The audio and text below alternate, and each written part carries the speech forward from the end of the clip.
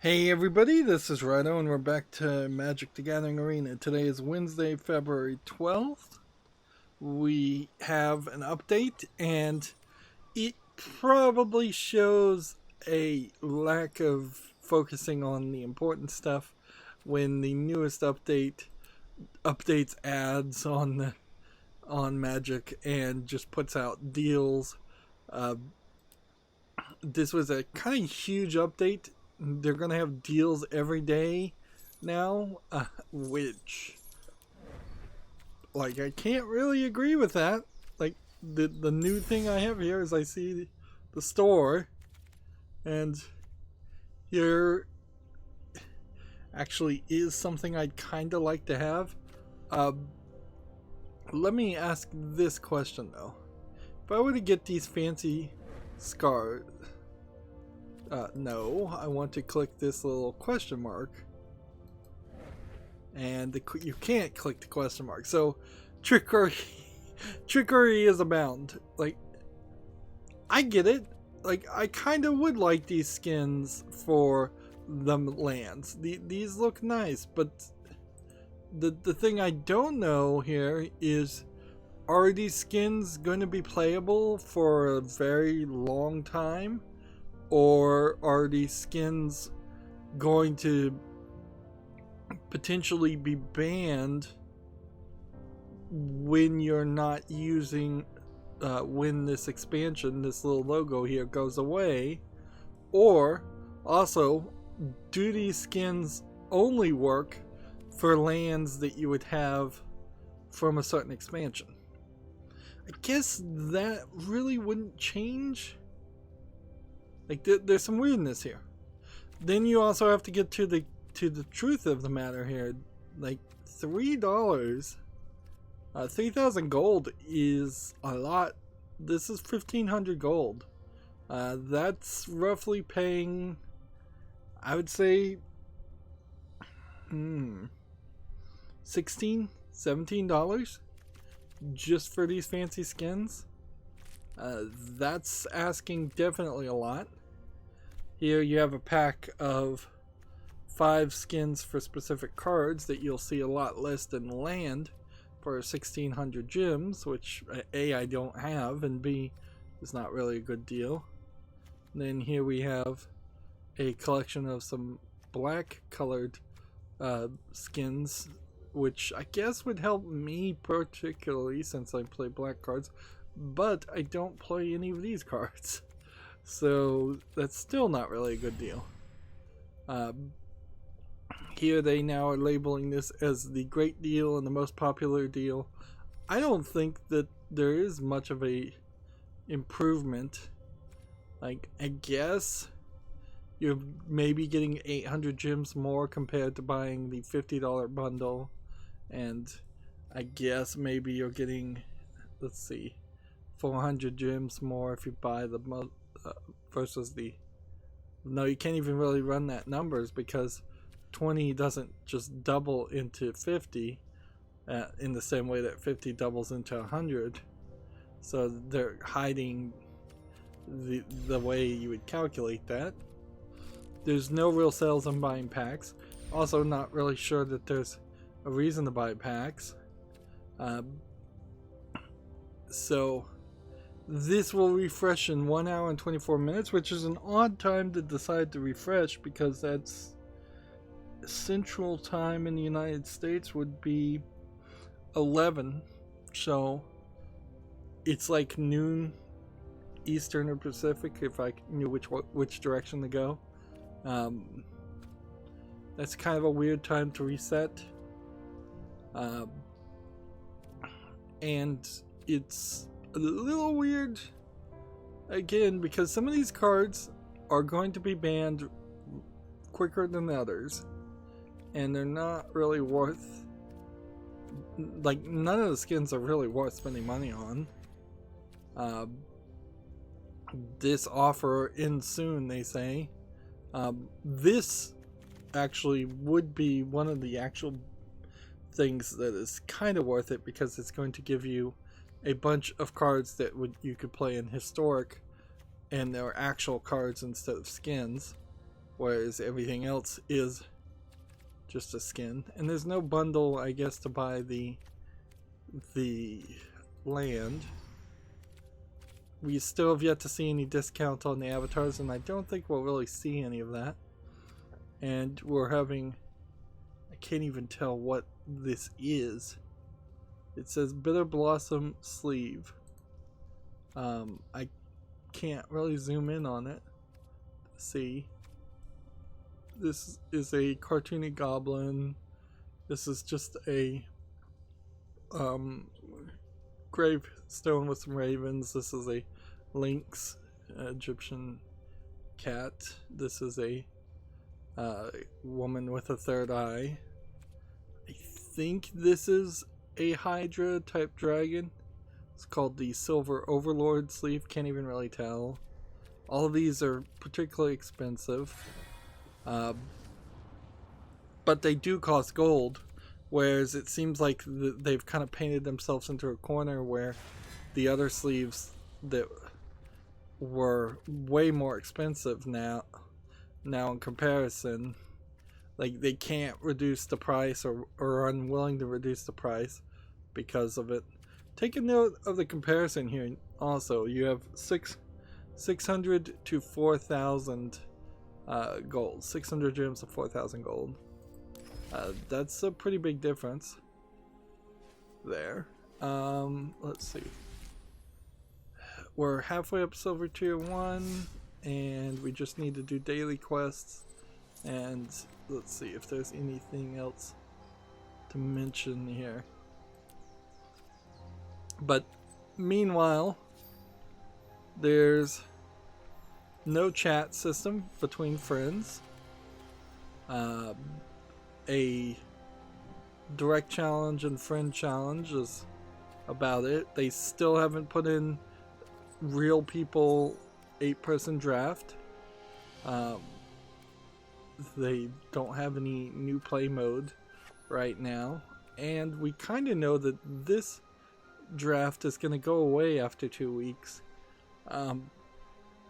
for a couple weeks, not after 2 weeks, for a couple weeks, pretty soon. And so it's uncertain what drafts will exist.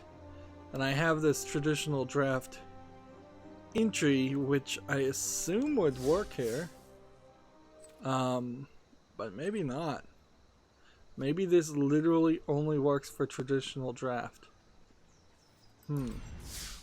Which, is there a traditional draft? Like here? Yeah, we have a ticket entry where we could do traditional draft right now. And that would give us gems if we win. And more Theros Beyond Death cards. And I guess we kind of have to do that.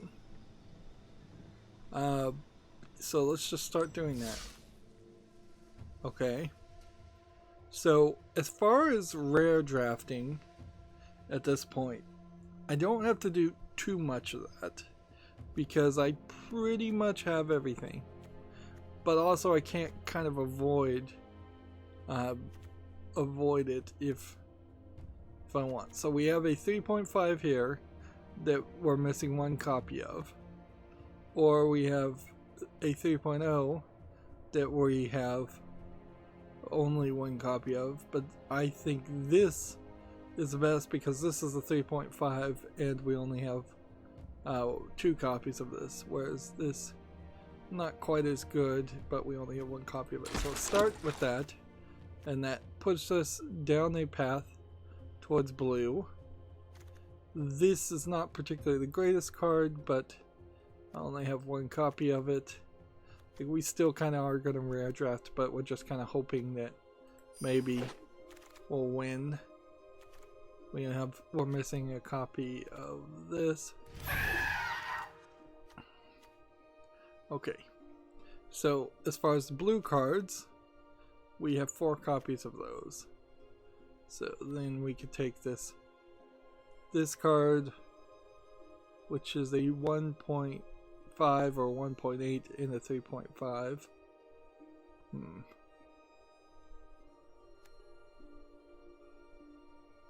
This one is a 3.0. Let's see. I'm gonna take this one, and then this is the 3.5, and we are missing a copy of that. And this is the 3.5, and we're missing a copy of that. So we're missing 1 copy of this. This really is just boiling down to finishing out the collection as much as you realistically will be able to, which I think in Magic's case kind of means you just get enough cards to you get just enough cards to get all the commons and uncommons, and then that's about it. So if we're gonna do blue and red, we probably need to get that. Or if we're gonna do green and red, we need to think about that. Alright, we're missing a copy of this, and we're missing 3 copies of this. I'll take that, and then this is a pretty bad card. This is a pretty bad card.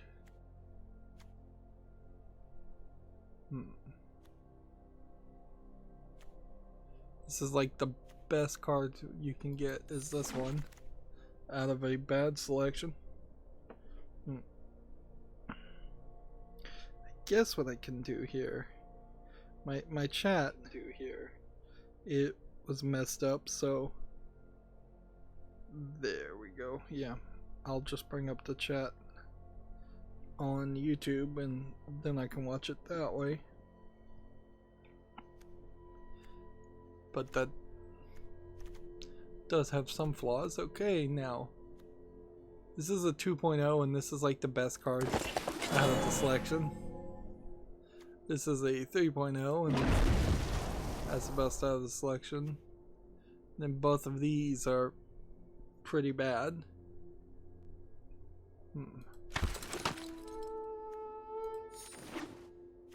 Alright. So we have a 3.5 to get a copy here. We have 2 copies of that. We have 3 copies of this, and that's a 3.0.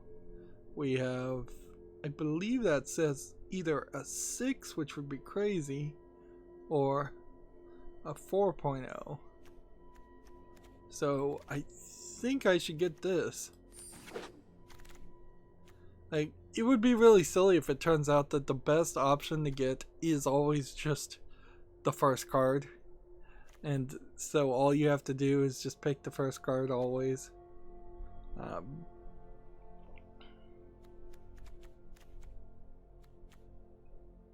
Let's see. Well, it says this is pretty good.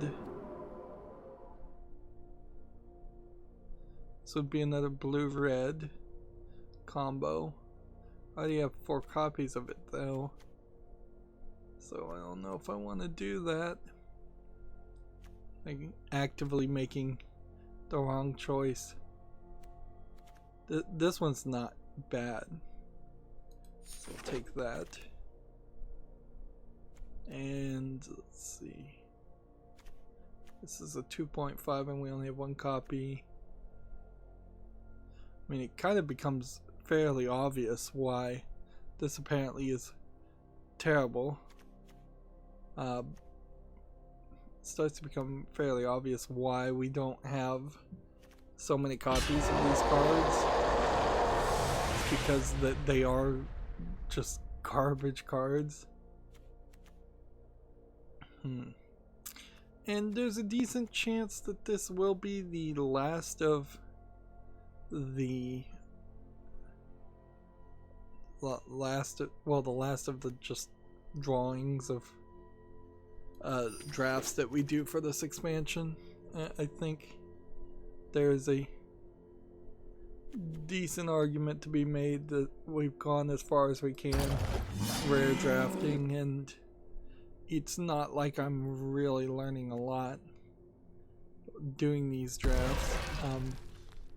Honestly, if I was playing against real people, I probably would learn a lot better.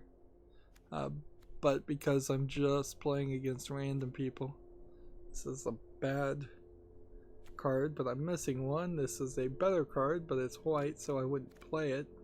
Which doesn't really matter. This is a terrible card. I guess in the long run you do just want to get the good cards. There's a 4th Field of Ruin. This is a 3rd of this card. I'm missing this card or this card. Both of these cards are pretty awful. So I guess we'll take that. And then I'll take that. And then have to take that one. Here's a new card we don't have, so it would be fairly insane not to take it. Plus, it's either a 4 or 6. I wish I could read the numbers on the overlay a little bit bigger.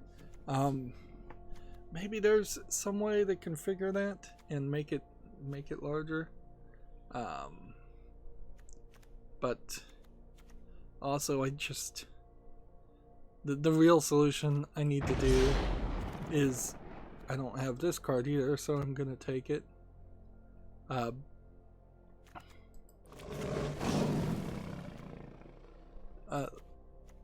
There is,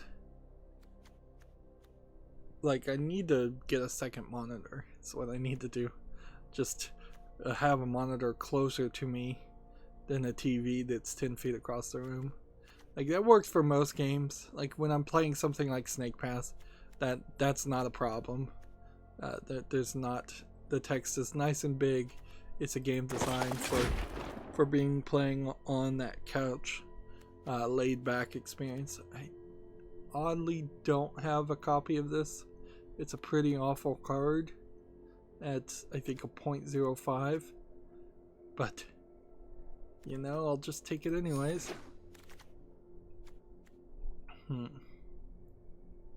This is the one we want to take, and I probably want to take this one. It's not a great card. Or I could take this and fill in this. Let's see. And then this is a slightly better card at a 2, where this is like a 1.5. But this would also be a more playable card. So I'm gonna take that. And then let's see. This is a 2.0 and this is a 1.0. This is a 2.5. And I guess if I was gonna take something, I'd take this one.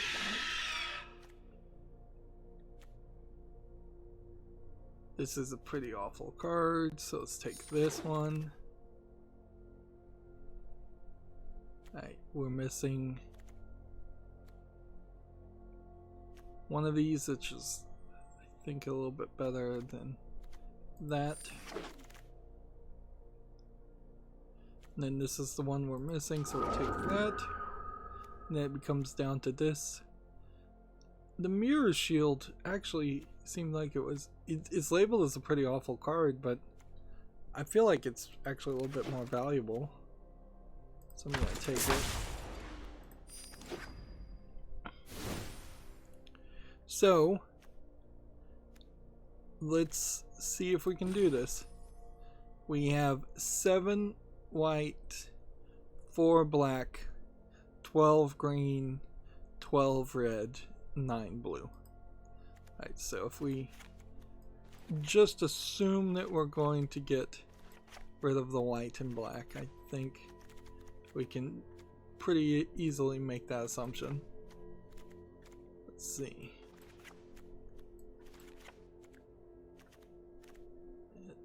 And then I think we're probably going to get rid of the blue. Let's see, why is there one white plane here? Because this requires 1 white. I take that. And then that just leaves Field of Ruin. And so, do we want a 3-color combo? I don't think I'm smart enough to know how to play that. So I'm just going to pull out all the blues. And then it will come down to asking, do we want Mirror Shield, which is probably not worth having. Let's see. This is a blue. So if I get rid of this,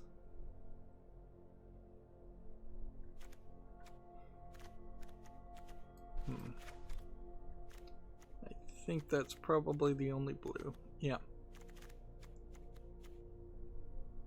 Why do we still have 2 planes? There's still a white card in this. Interesting.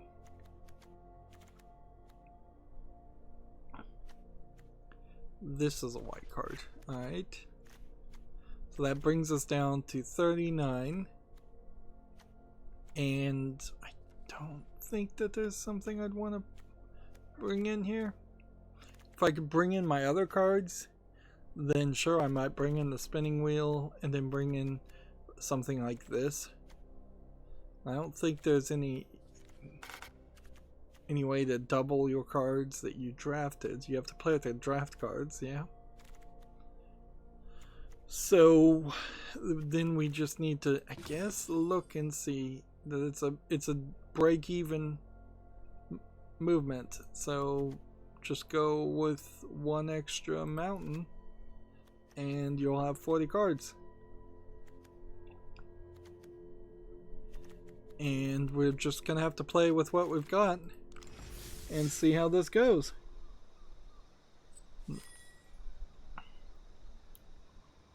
Yep, we're looking for 5 wins, which would get us 2,100 gems.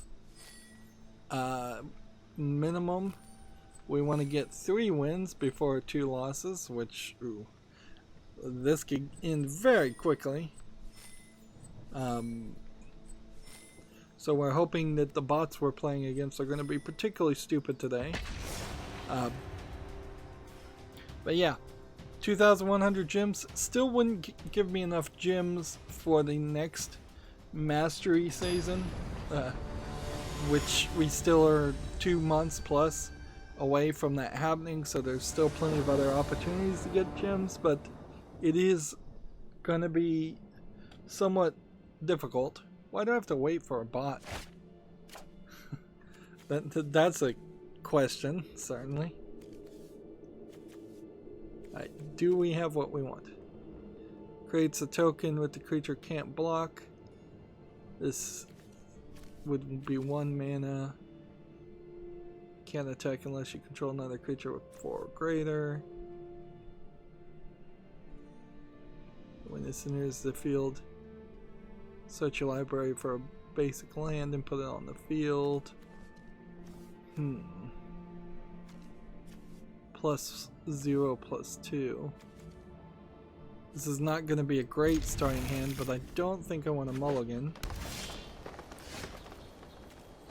So,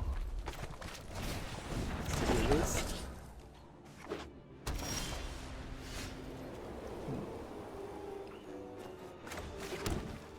And we'll do this.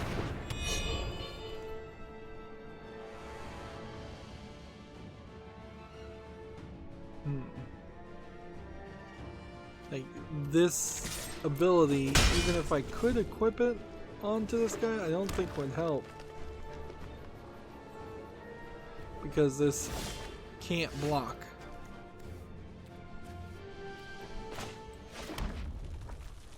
Let's see.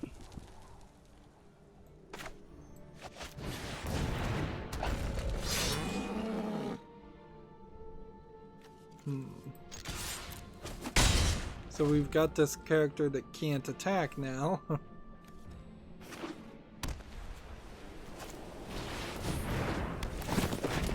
Let's see, what does this do?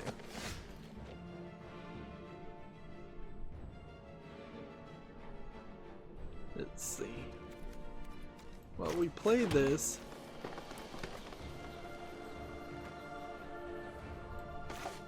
And then we take control of this. And we go ahead and scry that to the bottom. And then we can attack for 9 damage. That's a relatively good start. So, on Monday we streamed, and every time I would shift in my chair, my back would spasm like crazy. As far as the accountability section goes, this is it. After that, I assume the reason my back is particularly hurting is because I bent over and did some plumbing, and that was possibly a mistake, even though it probably also saved me a considerable amount of money as far as compared to hiring a real plumber. This guy can block. Let's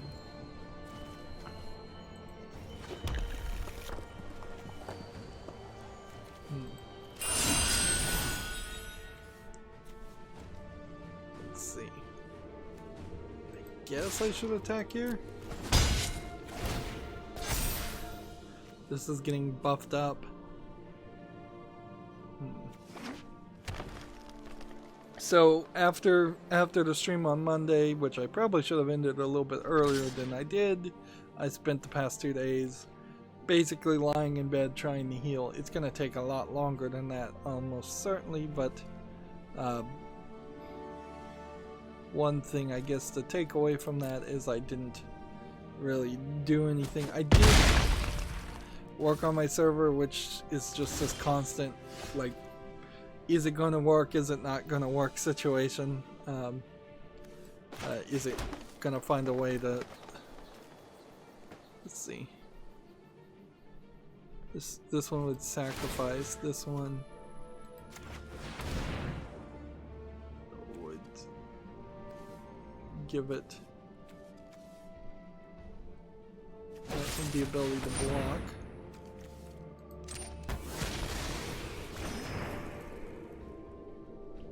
Well, that sucked.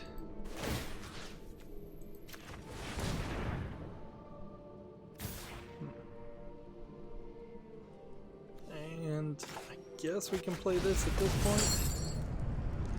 And we're gonna have to exile these 2 cards.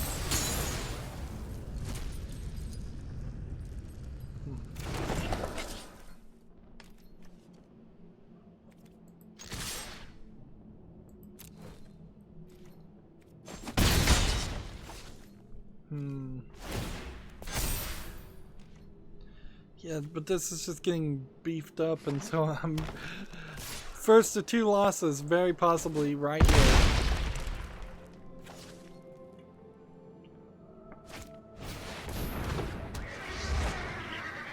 Like I've got no defense here at all.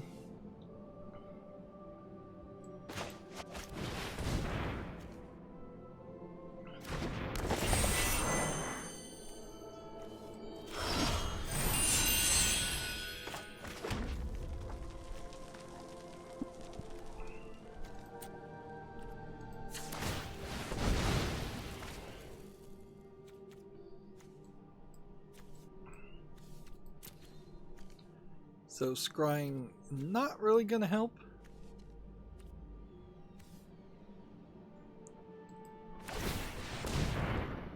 I can activate his ability, I guess, and put some things on in the graveyard, but that doesn't really help with anything else. So yeah, I've immediately lost. I did get some videos uploaded, but then I screwed up how the timing was on those videos, so they're scheduled to come out at the wrong times, and I'm gonna have to go back and manually edit each of those 11 videos that got uploaded, so that's a problem. Also, I don't think I did the previous playlist work that needed to be done, so so there's more paperwork as far as YouTube is concerned that needs to be done. But yeah, I'm not really planning on doing... Interesting, what does this timer mean? Are we playing against real people all of a sudden? Let's see. Can I look at somebody else's deck, or am I just playing against this person over and over again? Like, is there something I could even change here that would help?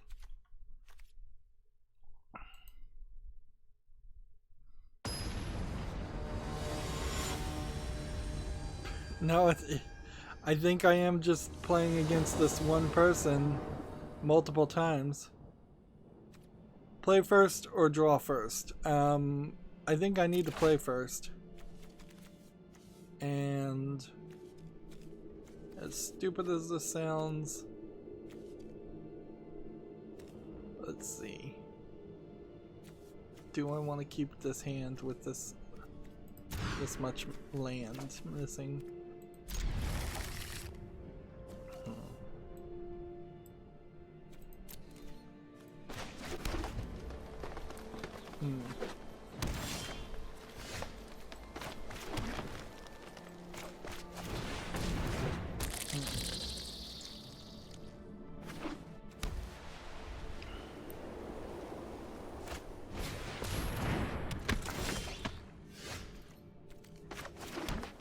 So what are the odds? What are the odds that I'm going to be able to do this right?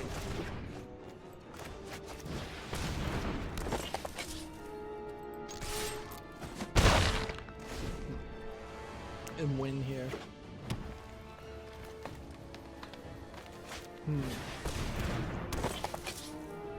Yeah, this kind of feels like I'm playing against a real person. Either that or they've just drastically in this new update changed things, which is also very much a possibility.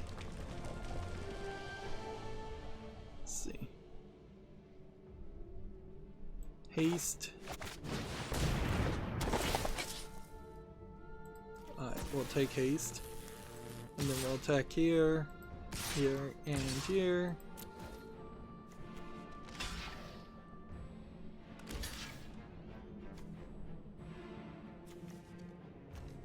Well, apparently he was more afraid of that card than I thought.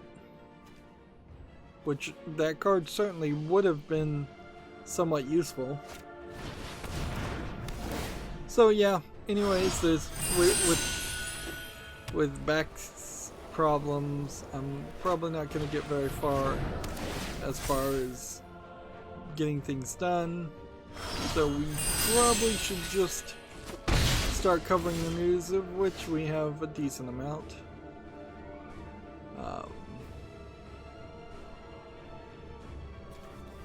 Guess there's really no reason not to do this.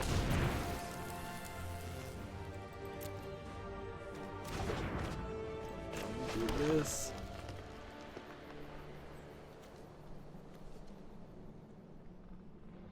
Disenchanted creature can't attack or block. Interesting.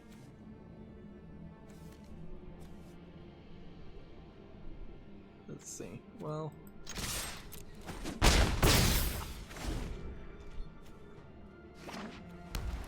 that was probably a cheap pop play I just did, not as wisely used as it should be.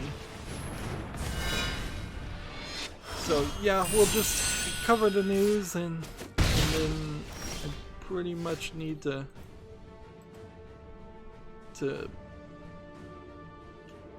get back to where I get back to just lying in bed and trying to not aggravate my condition as much as possible.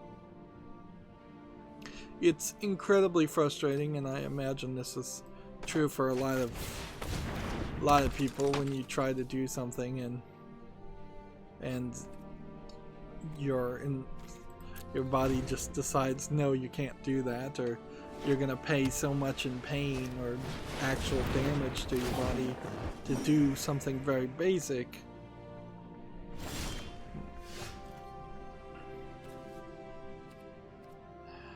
Let's see.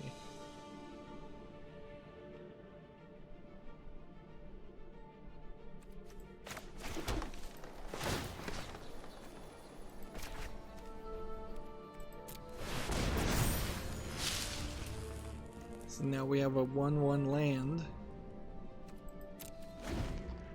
which does us no good.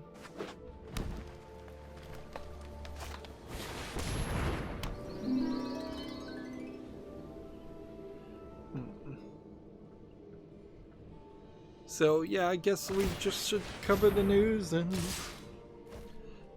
move forward. It seems like we have a decent chance here of having all immediate loss. Like, I don't see what I can do here. Like, either I do no blocks and let him kill me in 2 turns,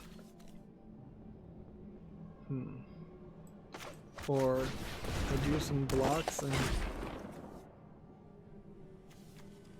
try something different. I mean, I guess I could probably power through and do several attacks here.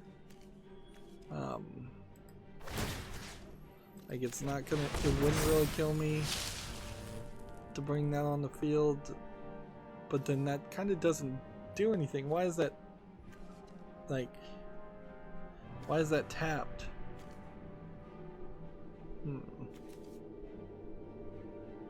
So I can attack here, but that won't work.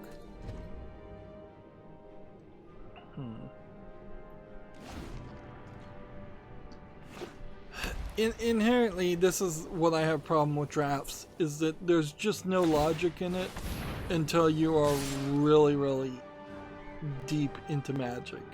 Until you really, really know what you're doing. I gotta defend here, or I'm just gonna lose.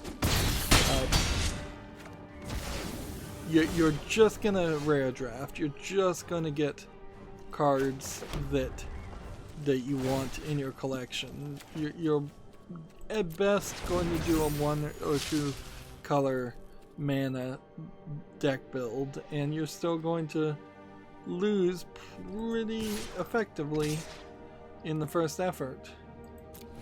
So here I can just attack, but it doesn't matter.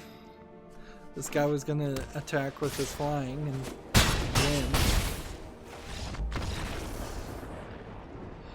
My only hope here is that maybe I misunderstand traditional draft and it's not 2 losses directly, but it's 2 best of 3 losses. Okay. So it is 2 best of 3 losses. Which makes playing traditional draft a lot longer than you normally would think. So I lost 2 games, which means we didn't need to play the 3rd game against either that real world human or that bot, which I'm still not sure. So now I have to win 2 games out of 3 consistently, and we'll just see if that happens. Let's see. Do any of these need more than 1 green card? No. So it is fairly safe to just do this. Create an X1 red elemental token with trample and haste. Sacrifice it at the beginning of the next end step. Deals twice X damage to target creature or planeswalker. Interesting. So we have a game on Steam here called Welcome to Primrose Lake. It's a cook serve delicious clone, one of these management working someone's job games, for $9.99, English only. We see a lot of these, but I never really get the answer whether they are from the same people or if it's just such an easy to clone style game.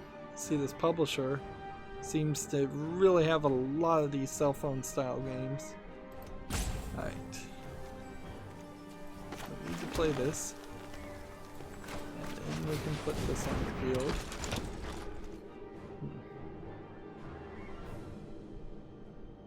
Now my spells can't be countered, which is nice.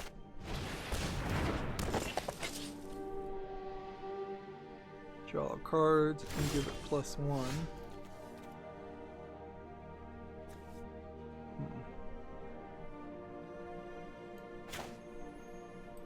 Let's go ahead and do that. And go ahead and do that. And then do no attacks.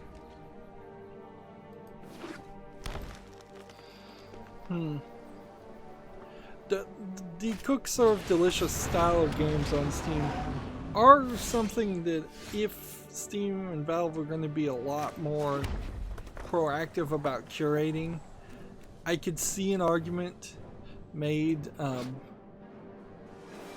where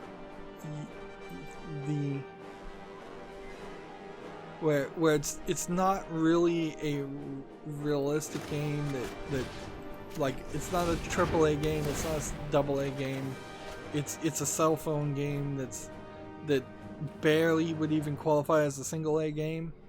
Plus, it's so repetitive and so clonable and so cloned that there's so many already in existence that I could see Valve making the argument saying we don't need another game like that. Of course, that would be so down the line, because you could make the exact same argument for slide puzzles, for Arkanoid clones, for Asteroid clones, for platformers that are of low quality. And I genuinely think making the argument about quality is probably a better move than making the argument about styles of specific games. Alright, so we need to get rid of this card. Do we have a way?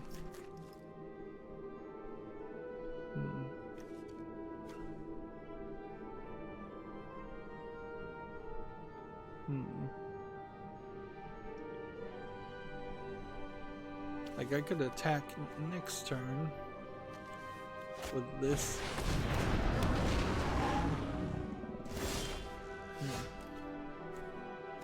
Okay.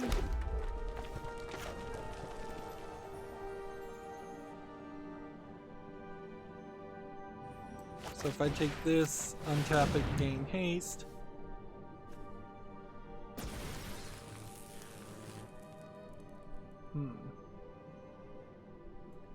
do I want this card, or do I want a different card?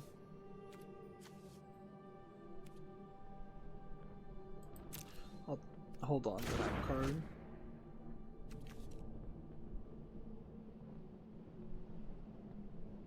Let's see. X would be the number of cards you play, so if I just hold on to this further, I think I'm better off. Alright, so attack with this one. And do I want to attack with this one? Because he can block with this one and then kill my guy.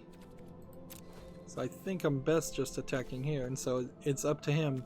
Does he want to block and kill one of his creatures, or does he want to allow me to just use his creature to do 4 damage?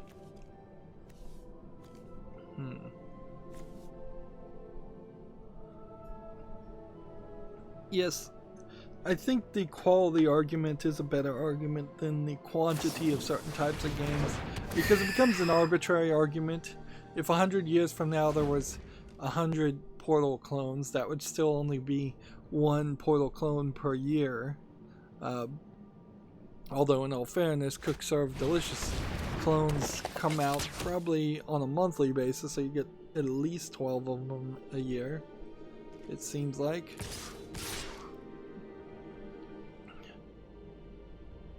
Alright. How do we want to play this?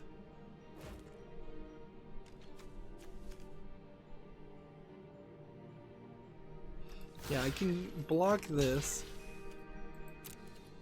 and then when it will die, I can do 2 damage to this guy. And then that'll get rid of one of his characters. And slow down the loss.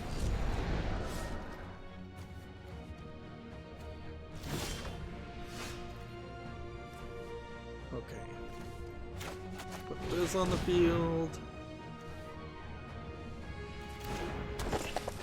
Put this on the field. I can definitely feel that the cards I have are not great. Plus, I don't really understand red decks or green decks that much, so yeah, that it's not super surprising that I'm having trouble here. So I can make a 6, like a 6/1 with haste that could easily be defeated.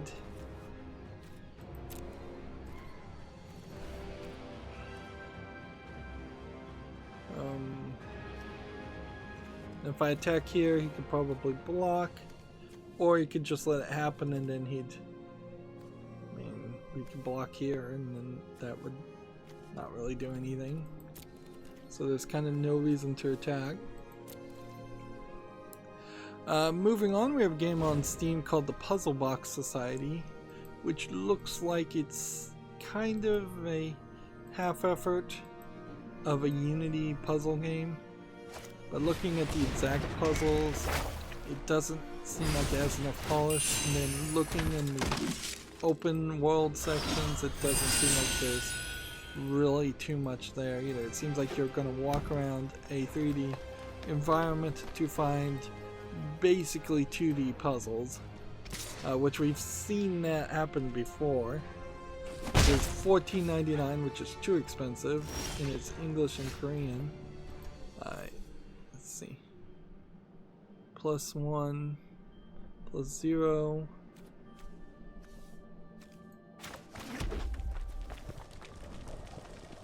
And has haste.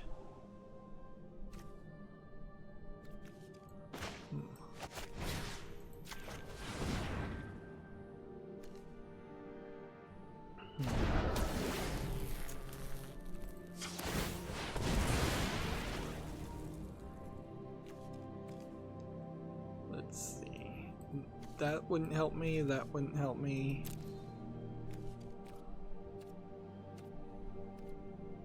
Let's see. this doesn't really help me. Honestly, I probably should have put it on this, and then I could have blocked and at least killed that, but then that still wouldn't really help me. I would need like a clear shot and every single piece of land I have on the field, because there really was only about 24 lands. So I would need 18. Right now I have 8. I need another 10 lands. That's highly unlikely to happen.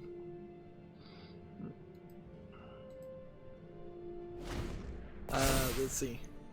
Gamatsu has the Sword Art Online Alicization Lycross story and gameplay trailer and screenshots. I don't even think this is the most recent season of Sword Art Online. I think they're on to another side story at this point. It takes so long to make a game that I don't think they could ever really catch up. And while I think the Alicization Lycross story was somewhat more enjoyed than some of the other seasons, it's I don't think particularly great. And the whole Sword Art Online, ooh, my screen just decided to flicker black. The whole thing I would say about Sword Art Online is it is really just an excuse to tie in what would have been a basic MMO or JRPG game into what is a kind of basic anime. So it's mostly just cross promotion, and there really isn't a lot there. It's somewhat pretty. Bandai Namco tends to make things somewhat pretty, but they tend not to be amazingly great games.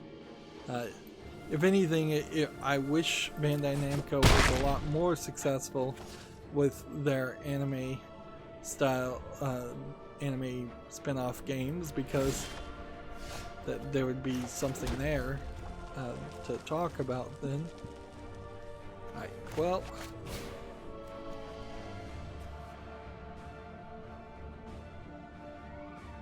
can we do this? Do creature or planeswalker. Set the value. Should be 8. I think I can pay.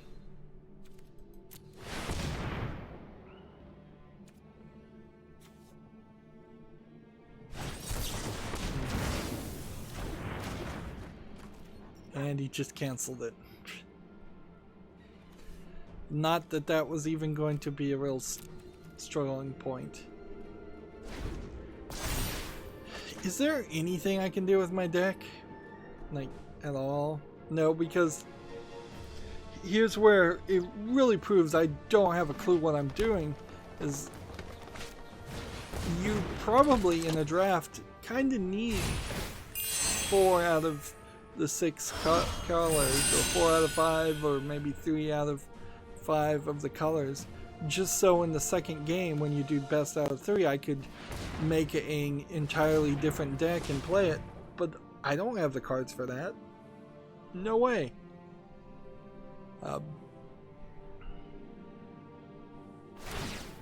So I needed a really good first deck, and that failed miserably. At this rate, we're failing miserably.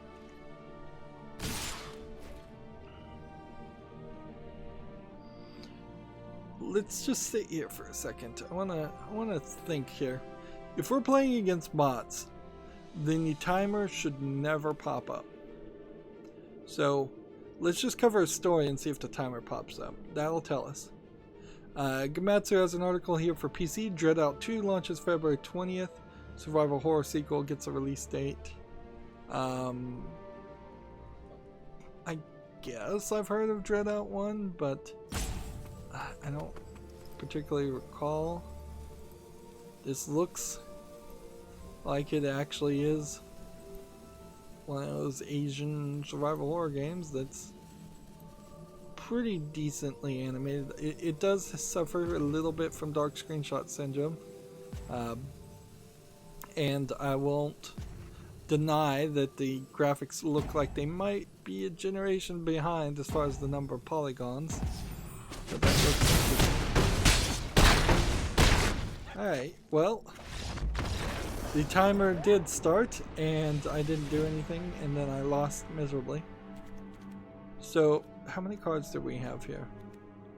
1, 2, 3. Could we put in the blue, because we do have a decent amount of blue, and then take out something else? Let's try, I suppose.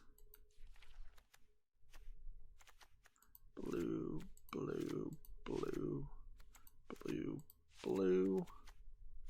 That puts us at 49 cards, which means if we took out the green and just did blue and red, can we do that?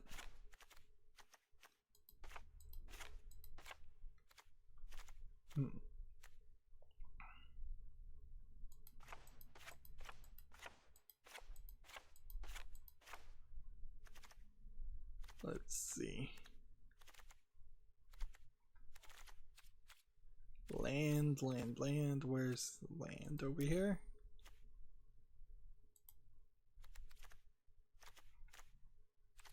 What does clicking suggest land do? Absolutely nothing. So I guess this is an interesting question. I guess you could play any land you want. Seems like that doesn't get banned. Or it at least seems like that's the case. I don't know. Why am I getting the timer? Let's see. Oh, because I have to hurry. That's why. Green.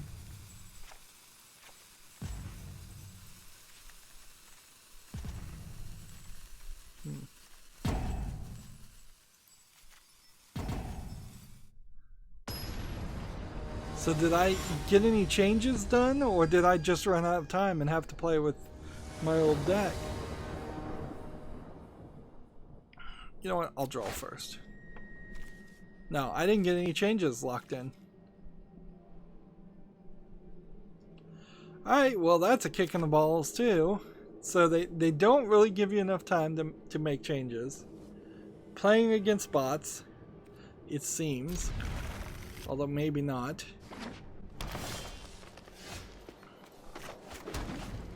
So how do you not feel incredibly demoralized here?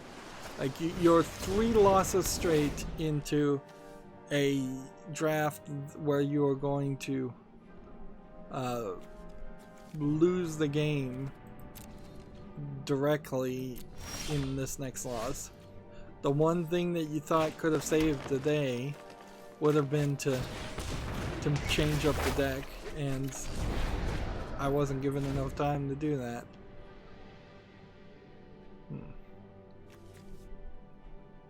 Yeah, that sucks.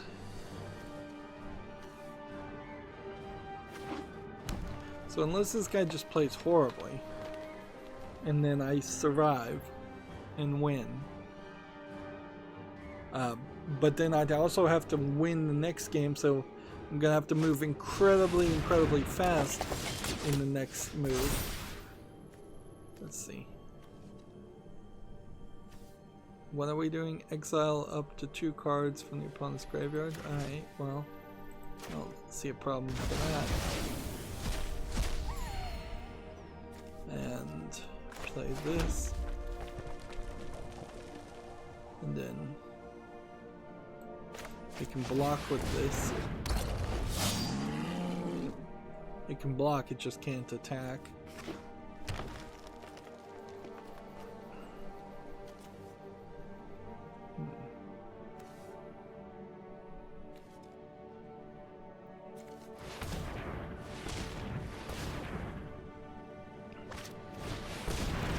does this do next turn? Return target creature or land from your graveyard to your hand.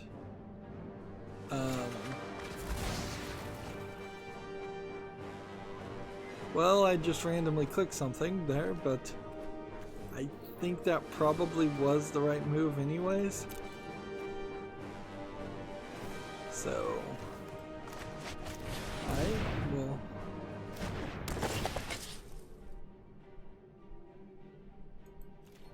haste until the end of the turn,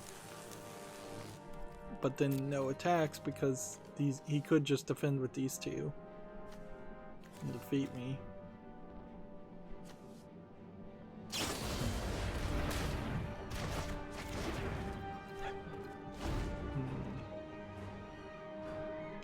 So I'm trying really hard to play a defense here.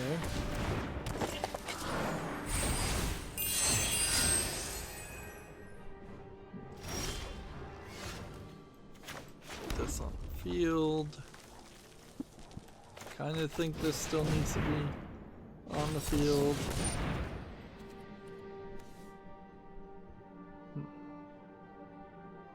Let's see.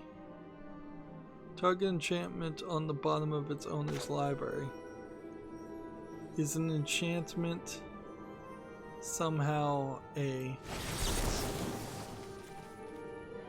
This is an enchantment, so I can do that, I suppose. But I don't know if that really helped me. If anything, I more than likely wasted that card. Just doing something in the hopes of being able to do something is not a good way to play, certainly.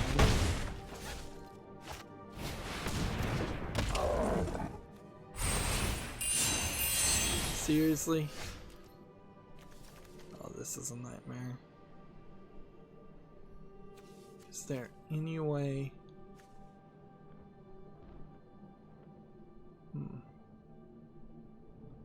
Any way whatsoever to play this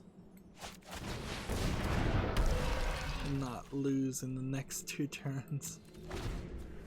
Like, he's got no cards, so if I could get rid of this guy, which clearly, like, put target enchantment on the bottom of the owner's library, way more useful now putting that on the bottom of the library than the other card I put on the bottom of the library, was, I guess that's what that's called?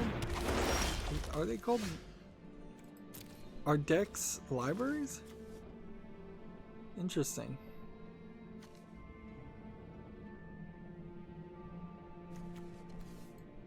Let's put this on the field.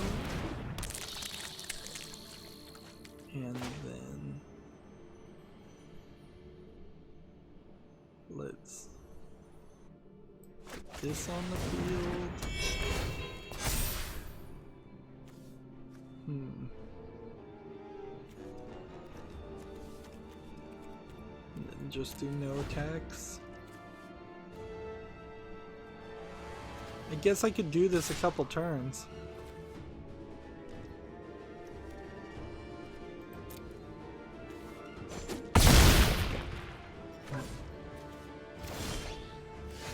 I think that's pretty much all I've got to do is take this.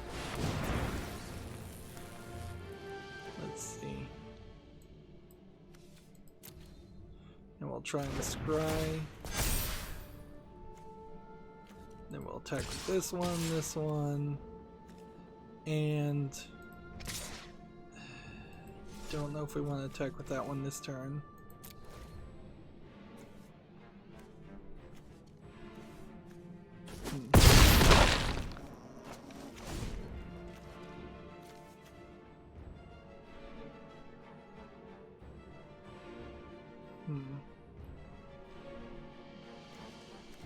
And I can do that one more turn, but that's not really gonna save me.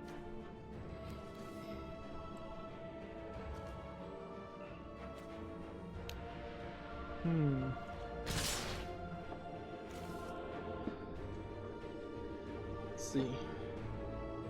We have Schlombat, a new person on the chat, saying tough position there. Yeah, I am in a real tough position. Definitely partially in my own making. I cannot avoid all the blame here. But also, I just kind of don't know what I'm doing. Like, this is literally the first time I've done a traditional draft that's like a best out of 3 game. Let's see. Whenever an enchantment is the battlefield under your control, look at the top 3 cards on your... Can I play this and this? Not really. So, best case scenario, I take this again. This is not a terrible card to take, but it's not going to save me either. I attack with this one. And I'm hoping maybe next turn I can put this on top of this, but then more than likely 3 plus this would be 5, so I've got to block this with this, and I still lose. Like, or I'm very, very close to losing.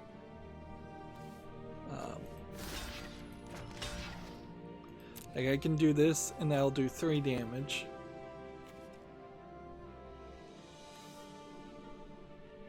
But then I need to position this up. And I would need another creature with 4 to buffer this guy up any higher.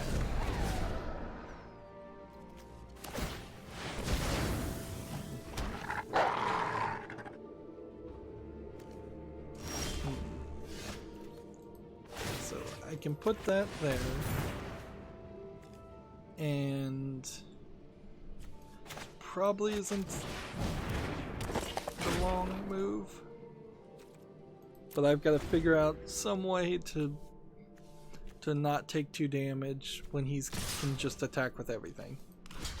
And yeah, that's not gonna work. Like, he's got 3 cards.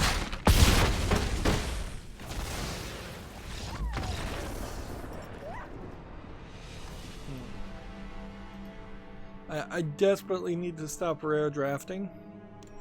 That's part of the problem. But also, had I looked at my cards better and built this blue deck, or gotten rid of all the green cards, which were particularly bad, I think. I'm not going to say the red cards were great, but these blue cards were particularly... I mean, these green cards were particularly bad. So, had I moved faster and thought about this, I would have taken out all of these cards and then put in all of these cards, and that would have let me get rid of all the forest land, and then added a bunch of blue land, which I was looking at the different styles of blue lands, and instead of just picking the first blue lands. I don't feel like 4 minutes is enough time to rebuild a deck.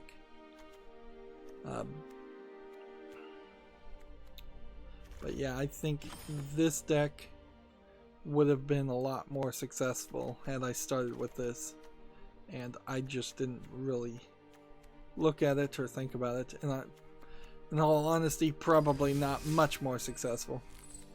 Well, we had a free entry because of the mastery level, and we immediately lost, and that would have cost 1,500 gems, so that was a major waste. We have most of the Theros Beyond Death cards, so none of these I think are new at all.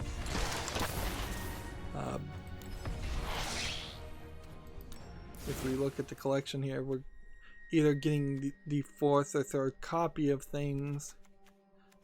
Most of these cards were added because I was rare drafting. So we did get some new things, certainly, and filled out the collection. But a lot of these cards are not useful. There is a major disconnect that is happening between what the decks I built to try out the new cards to see if any of those new cards should be used, and the amount of cards that I've collected in general from Theros Beyond Death. Because if we look here and just go and see what's not been collected, I imagine we could say, if we were just looking at commons and uncommons, we've gotten all of those and they really haven't helped. So we really are just rares, which seem to be a little too rare, honestly. And I don't know if any of these cards are particularly that great. We can see we have 6, 12, 18, 19, 20 rares that we don't have. Where I have 19 rare mythic card, wild cards. So if I just wanted one of each of these, I could probably get it. I'm not sure it's worth doing that though. And then mythic rares, there's fewer of them, but they seem to be still particularly difficult to get. We have here 6, 7, 8, 9, 10. Yeah, 10 mythic rare cards, planeswalker cards, and captain cards, and some of which are not either of those. So that's something I guess to consider. Now if I look at what I've collected though, you also have a decent amount of rares and wild cards that I only have one copy of, and if I found that they were actually useful, I would probably make more copies of them. Like, this is a type of card that looks like it would be very useful, but I have yet to really find it. Find a home for it.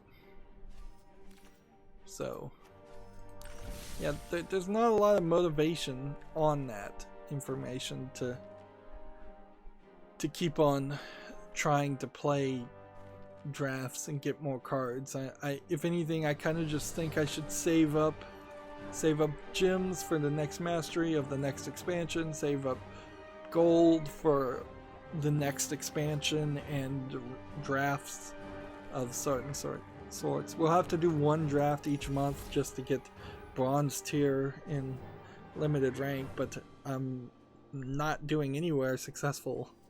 I'm not being successful at all, so I'm not going to get above bronze tier 4.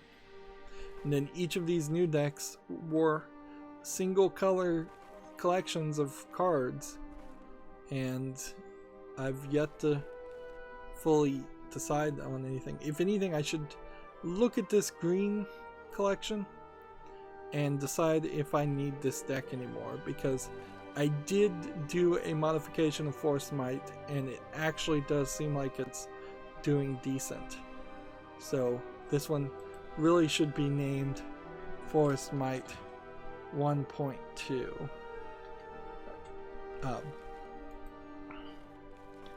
And so this is the green deck I've been pretty much playing. Some of these other ones need to disappear.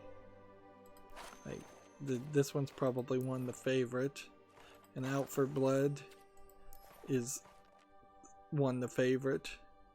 This milling deck still doesn't really work. I need to think about blues. I need to think about any new blacks, some more. The green and the black decks in particular, I might just be able to delete these decks because I've done all the experimentation I'm probably going to do. But I need to think about a deck rebuild for white, blue, and red. So Right now we need to play black or green spells. So Force Might 1.2 probably wouldn't be a terrible thing. Let's see if we can play some ranked and actually get up in ranked, as I'm struggling to get to gold tier.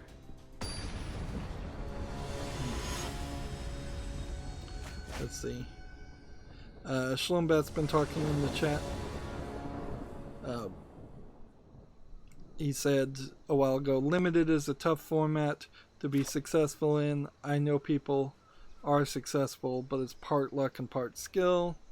He says Nick's Lotus is pretty slow, to be honest. I saved gold for the next expansion and just crack packs. This set I cracked over 90 packs from gold alone. See, and I opened 50, and I think that was more than enough.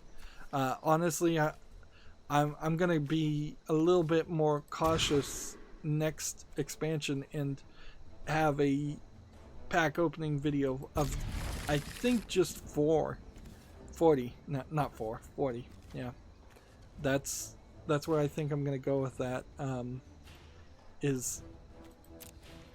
Because after a certain level, it seems like you're not really getting anything new. You're just getting multiples of things that you already have.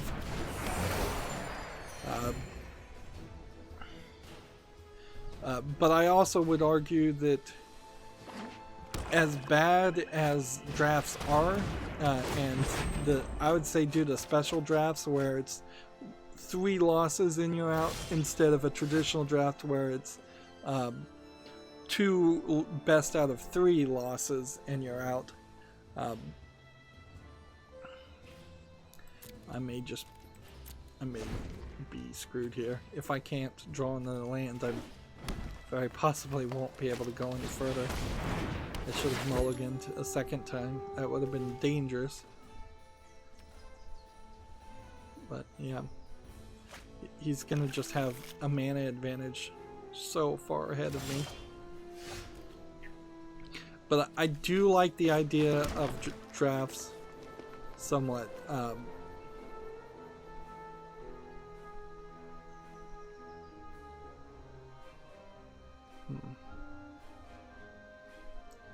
So this is what you want to do, is just take a couple of green lands.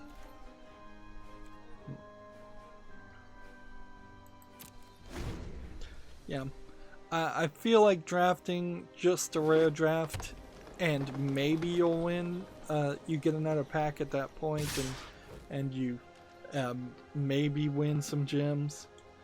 My main problem is I'm trying to be free to play here, and getting crystals, gems, is almost completely impossible without paying money. So I'm in this weird situation where I'm playing Magic the Gathering Arena until the second dinner's card game comes out, which is going to be like a Marvel-based card game.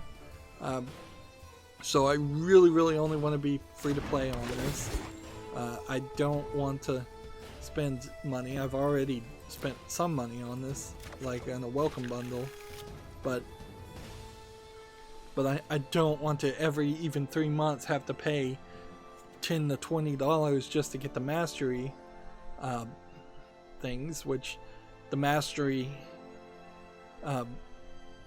season pass thing, game pass, whatever it's called, whatever you'd call it, is mostly skins, and skins are effectively worthless.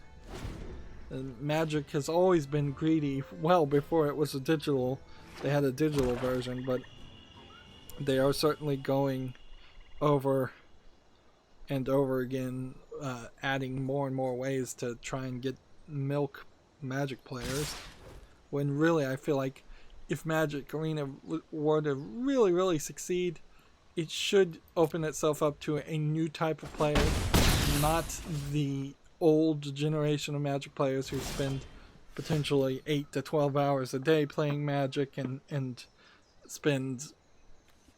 Well, I had somebody that wanted to get in Magic and they wanted to spend at most $200 a month, and was jaw dropping. Like, my jaw dropped at that. It's like $200 a month. Seriously? Like, I wouldn't spend $20 a month.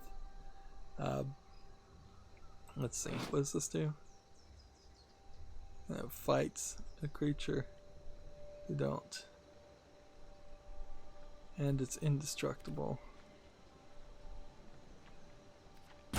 Well, I don't think that's the card to play right now.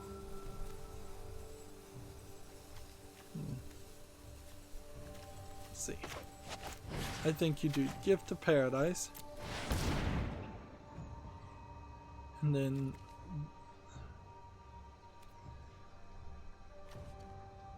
that gets me back to the mana. I'm having to catch up to have as much mana as this guy does.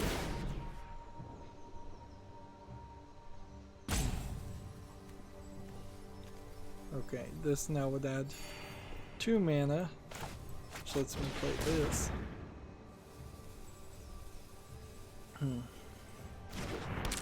Let's see, Schlumbath says, I know it's not efficient, but it's quick and I don't have to mess with drafts. And then he says, so I put money into the game, but that's for me to get all the cards and build content. I'm a content creator with Wizards of the Coast. Which I assume that's what WotC means.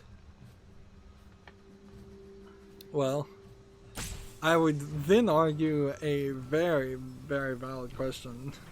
If you are truly connected to Wizards of the Coast, why aren't they giving you all the cards for free? Why? Like, that's a bigger question as far as some of the older cards in particular in digital format. Like, once something comes out of standard play, there should be a very easy path for new players to get the old expansions in complete collections for free, so that you can just feel like you have a lot of cards even if you really don't from day one. Like, it really doesn't hurt Wizards of the Coast's bottom line to give old cards that have already been banned. And I'm talking about things that would be outside of Pioneer and outside of Historic. But even some things inside of Historic and Pioneer would be nice. But yeah, if you're really a content creator, why aren't they giving you the cards? Let's see. He says, they gave me 30 packs in each set in standard and 10,000 gems. Alright. I think that is probably another example of them being more greedy than is good for them. Though they should have given you everything, honestly. If you're making content, you'll get them a lot more sales and a lot more money through exciting your viewers to buy packs than it costs them to give you digital copies of everything. And I'm fairly certain I've seen them give complete collections to other people, or at least given access to accounts that have everything for brief times.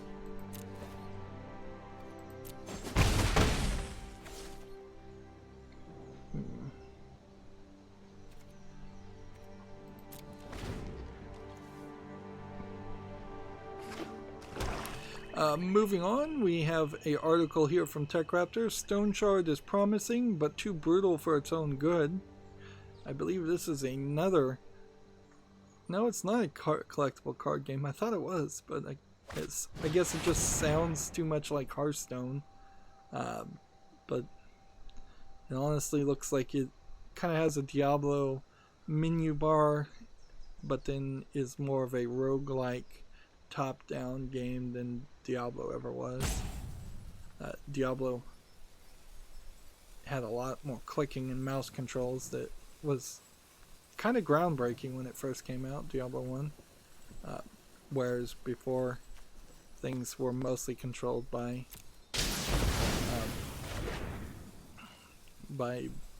keyboard and top-down perspectives.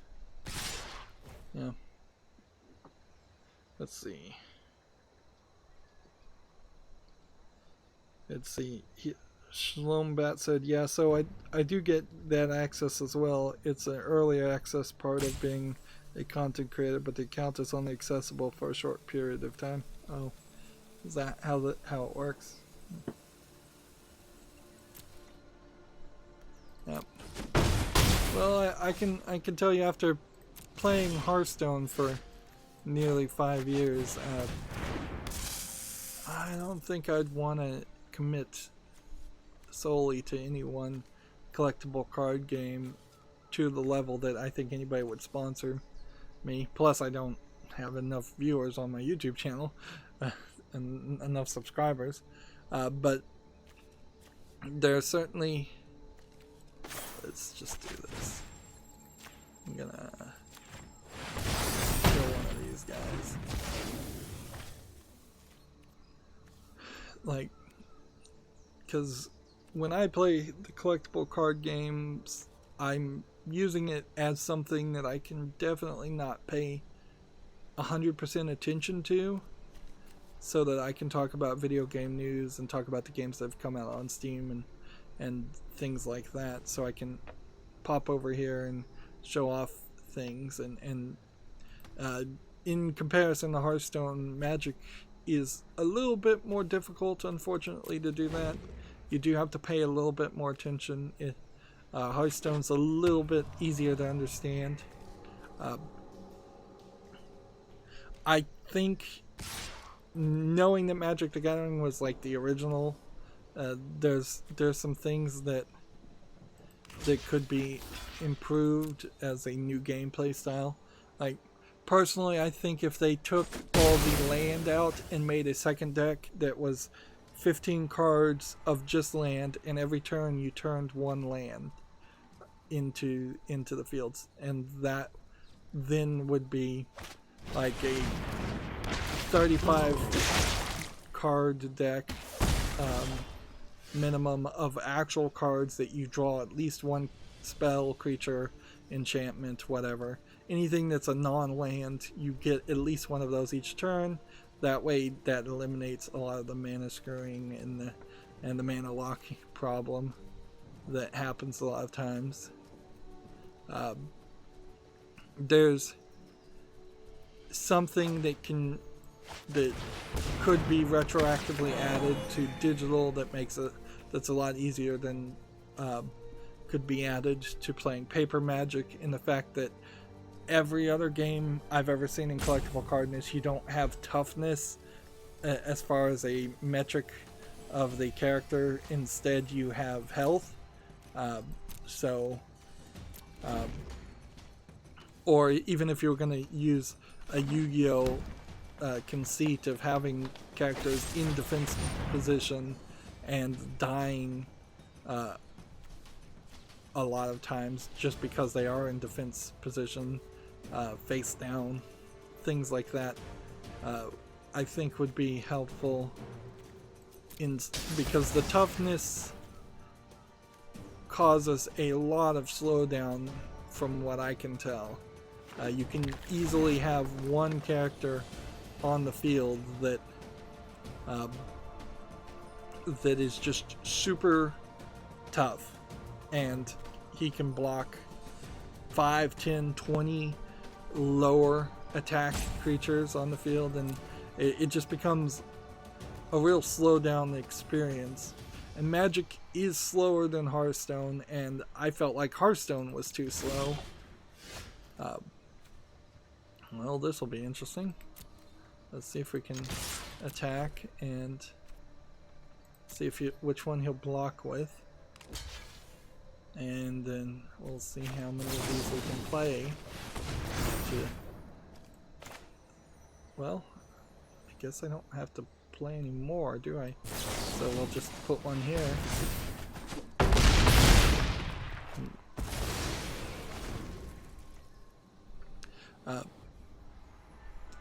I thought that the core sets, which I would argue Magic puts out way too many sets per year, and ask way too much. I would argue at most 3 releases per year, probably 2.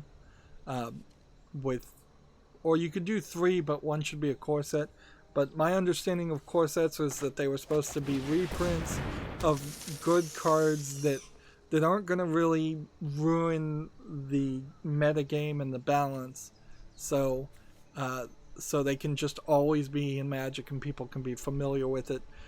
For instance, like a 2/2 bear, every core set should probably have a 2/2 bear type card in every color that exists. That's just like a basic card that isn't going to ruin the game to always exist, and you can just change the art a little bit. You don't even really have to change the art. You just put it in a core set, and I would assume, and I'm not even sure if in official Magic games you're allowed to do this, I would assume it should be a case that you should be able to play a core set from any year in standard and it still be okay because those cards had already been vetted. They should be the opposite of like a highly overpowered card like Oko, which they had to ban fairly quickly. And I think from what I hear that's what core sets used to be, but it's not really what they are now. Maybe that was more of an opinion. In general, I feel like Magic Arena should just be cheaper. Like, it really should be, to bring in a new generation of players, little kids. Instead, it seems like it is just a slightly more polished version of Magic Online for people that just want to play more Magic on a daily basis than their local friends and co-players would be willing to play.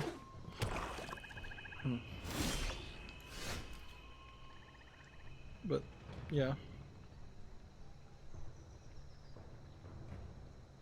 let's see. Looking back on the chat, Slom, I want to call him Slow-Mo Bat, but I guess it's Shalom-Bat.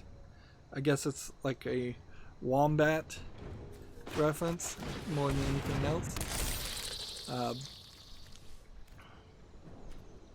just gonna attack with everything. I think I can do that. It says, he says, typically they grant content creators early access to a new set before generals get access. And then he said later, taking into consideration the age of Magic compared to other games, the game hasn't changed much over these years. Yeah, that's the thing, is it hasn't changed much. And yet it kind of has in the different styles of gameplay. Because I did play Magic during Ice Age, and there were no Planeswalkers. It would be an interesting idea if they tried to make Planeswalker versions of every single card, because then that eliminates the toughness problem. When I was playing, there were no... there was a lot of key phrases, a lot of gameplay mechanics that didn't exist. The art certainly was a lot more simplistic and not as good looking. But there were no commander cards when I was playing in Ice Age, as far as I recall. So there have been changes, but the core mechanics have stayed mostly the same. You still get mana through land, where most other games try to get away from that because it's too random, and you, I think, had 60 to 80 cards. Magic back in the day was straight up gambling. You in the rules it said you put one random card from your deck up as a prize based on who won. They've changed that part, so they have made changes. I just think that they haven't probably made enough changes, and need to look towards the future and the next generation and realize that when people were playing Alpha and when people were playing Ice Age, we didn't have the internet and we didn't have Netflix and we didn't have other things to take up our time. So spending 4 to 8 hours on a Friday playing Friday Night Magic made a lot more sense. Same is true for Dungeons and Dragons. There needs to be some way. I don't know why it's telling me there's something new at the store. To accelerate the experience for the next generation, who, for lack of a better description, are a little ADD, ADHD, and do want to not have that same experience where it's really, really slow. Yeah, and the same is true for like most games. Like, if you went back and played most NES games, or even worse, if you went back and played an Atari or ColecoVision game, it would be incredibly slow, incredibly simplistic, incredibly boring. Look at Mario, Super Mario Brothers. No, if you look at like Mario Brothers, the arcade game before Super Mario Brothers, that was super simplistic. Or Donkey Kong, the arcade game, super simplistic. And if you look at Mario Odyssey now, it's like way faster, way easier, way less time to reach any specific goal. Games kind of need to be dumbed down. People don't like to admit that, but it's the way people like it. I love a dumbed down experience where I don't have to really work that hard in most games. Like, I almost never turn a game on its hardest difficulty, because I like the win ratio. And when you look at collectible card games win ratios compared to other video games, it's always an atrocious percentage, because you're normally in Magic Arena, unless you're playing against a bot, you're normally playing against a human being, so they're trying to balance the game for a 50% win ratio.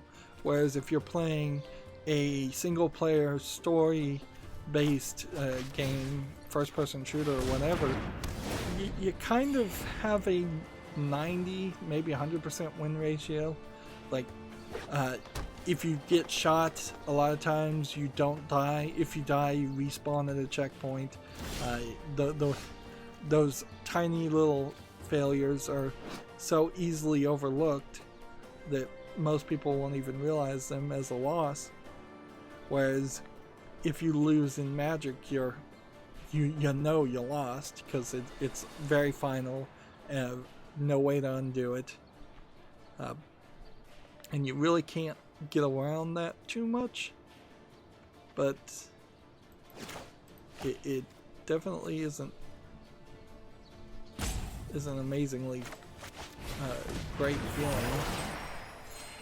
That was in part of the reason why I burned out quite a bit on Hearthstone. Is just you'd get into these lose scenarios where 3-4 hours of gameplay and maybe you've won one game, and then in Hearthstone's case and Magic's case, every game is particularly long. You're playing 20 to 40 minutes a game if it goes long, so that's a lot of time invested.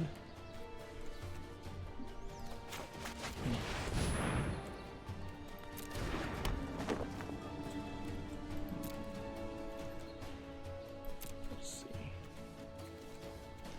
If I played this when I was and blocked this, I think that would work, as long as he doesn't play something to buff this character up, which he very well might.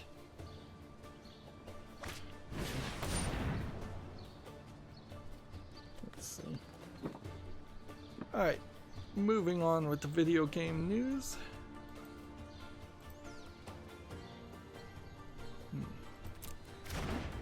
Let's see. Is this one adult content, or is it somewhat YouTube family friendly. Well, I would guess what this is it's a stealing of the Toho characters and other anime characters from different games. Let's just solve all that. So we have this game, Cyrano's Perfect Summer Vacation, and then if you look here, you have an animation style that doesn't quite match this animation style, that really doesn't match that animation style. It seems like they're just randomly cut and paste on top here. Again, not really matching. This is labeled as a visual novel, but it's free to play, and it's single player, and it's English and Spanish, so this looks pretty bad quality. I'm about to run out of time. Oh, they killed my guy. Alright, well, I'm doomed now. Doomed, I say.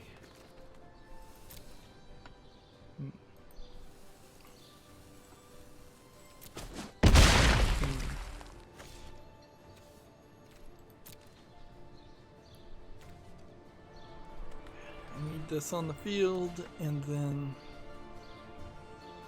this probably would have been better to have been on the field anyways. Let's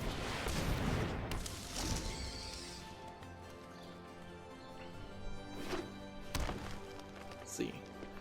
TechRaptor has an article here, Through the Darkest of Times review.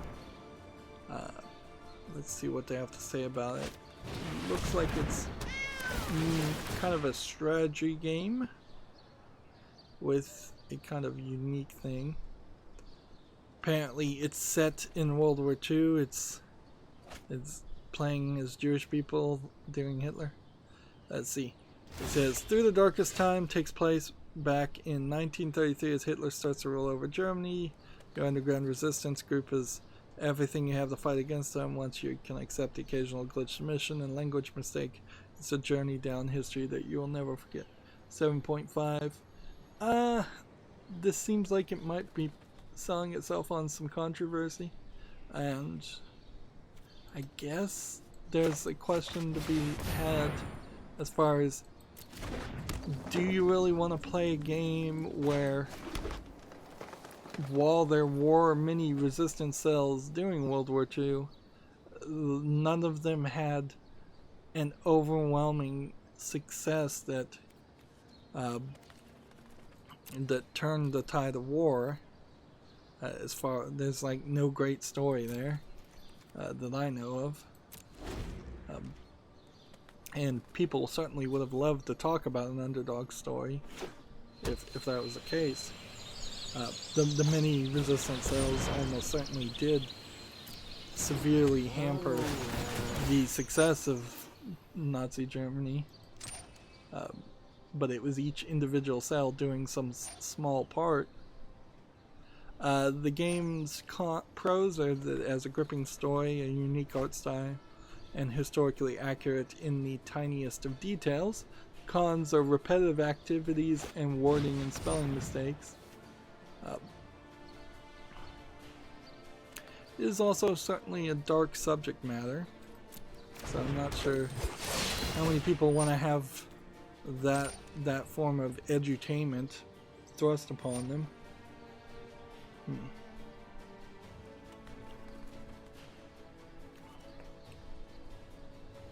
But yeah, I'd consider it. Probably not put it on the wish list at a 7.5. That's an average game.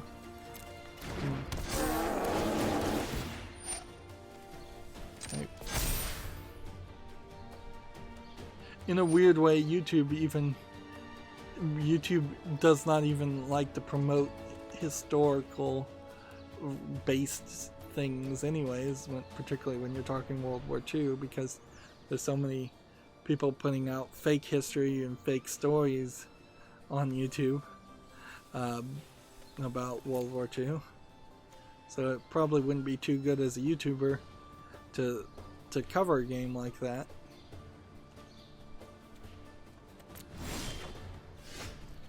Right, so this guy, he's, I think, figured it out that he shouldn't attack.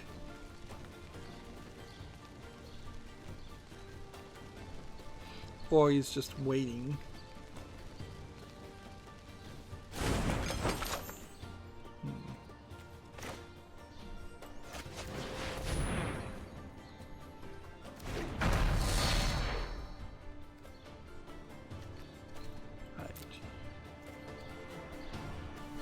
Could attack, but then he could defend with multiple characters too, so I need to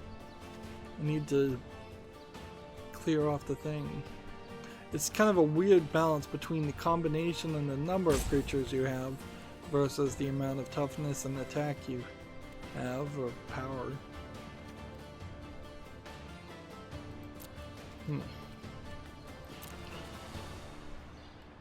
Next, we have a game on Steam called Fishing Simulator Aquarium Manager.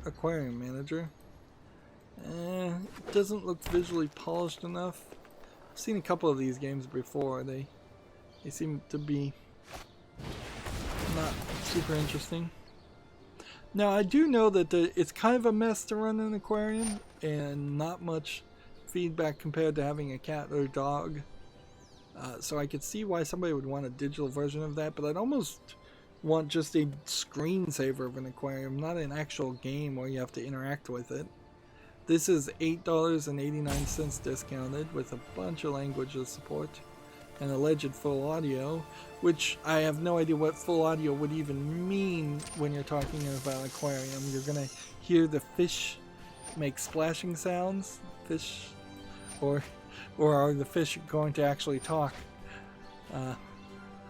in a language?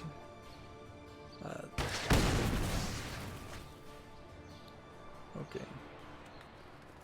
I'm potentially doomed here. He's having to play a lot of cards, but he's also getting a lot of cards. So he's able to succeed at that. It's a little surprising you can get so many cards as a green player. That feels like that would be something that a blue player could do. So there probably is a decent green-blue combo deck that could be made using Season of Growth. Next we have a game on Steam called Generation Streets, which looks like it's probably an asset flip city sim game. They're calling it an open world game. It's free to play, single player, English and Russian. Ooh, probably a low effort Russian game. Oh, it's not a city sim. You run around as a tank shooting things.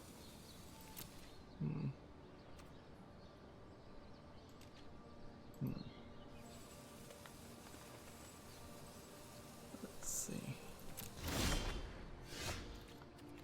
Well, this now has vigilance and trample.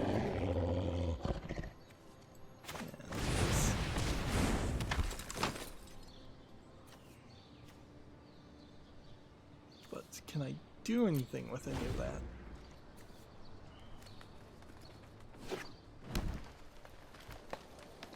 See, now would be the time for him to attack because I failed to hold back enough mana to play Growth Cycle.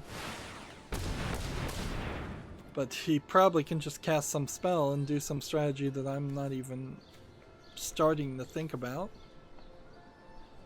Game of Sutra has an article here. Atari acquires Wonder Assets to expand its capabilities of VCS console. Now, it's always important to mention that Atari is just a holding company that bought the name Atari, and they're like trying to make hotels or something, last I heard. I don't know what VCS console is. Wonder OS is an Android-based hybrid mobile entertainment platform that was designed to unify mobile console and PC titles locally through the cloud. Haven't heard of it.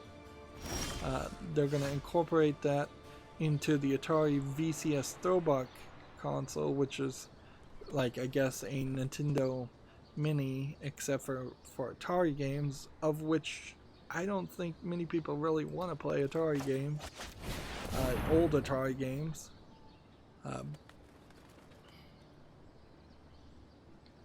So, yeah, I don't think Atari really has much relevancy, if any, in the video game world. Just because they have a name of a company that made video games in the 70s does not directly translate to them actually knowing how to make modern games or do anything of interest. And it's not like Atari even has any IPs, tentpole properties, or licenses of any real note at all. Like the most recognizable Atari game that I'm not sure was even made by Atari would be the E.T. game. They might own something like Galaga or Centipede or something like that, but I wouldn't be certain about that in either. Moving on, we have a Gamasutra article here. Sony's 2019 acquisition of Insomniac Games cost them $229 million. Insomniac Games making the Spider-Man game at the time. Which, in comparison, there was another story that said that was actually a bit of a deal compared to what they spent to purchase a different company. So, although I guess there was possibly a bit of a risk that Insomniac Games wasn't going to be able to put out a game as good as the Spider-Man game, because yeah, there really wasn't a guarantee there. It's not like previous Spider-Man games have all been excellent, or previous Insomniac games of the recent years in their history have been excellent. This guy's gonna run out of cards if he's not too careful. But you kind of have to assume that if you're gonna play 3 seasons of growth, you have some strategy here that is more than just drawing cards.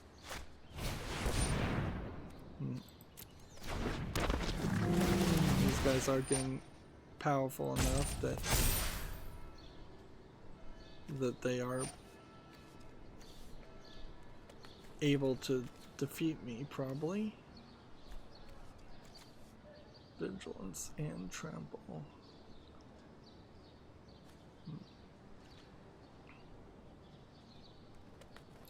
What I wish I had was, there's a pig or a boar card that says everybody that can block must block. If I could put that on the field right now and then make every single character block him, that would be nice.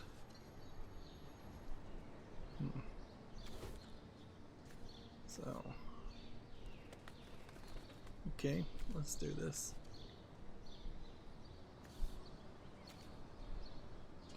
He's deciding whether he wants to attack or not.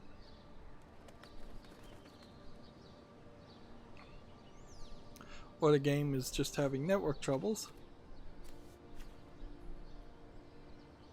Let's see.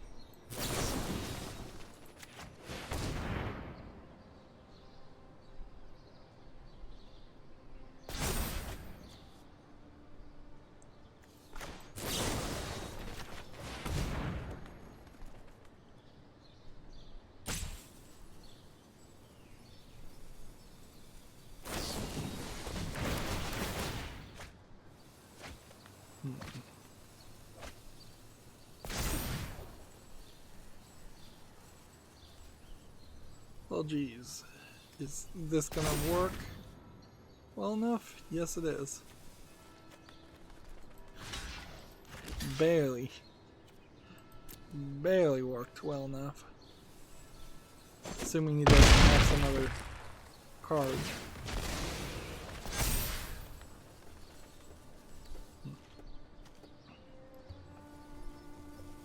See.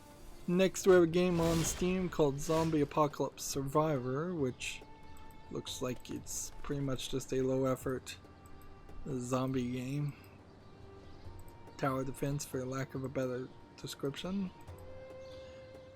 Seems like it's trying to be something more than Plants vs. Zombies with this overlay and such, but it's not really getting there. It's way overpriced at $19.99, English only. Yep. Here we go. Let's see what this Planeswalker can do. Civilization has crept too far. Tear it down. Let's see. 2 1/1 tokens. Target creature deals damage equal to its power to creature or Planeswalker.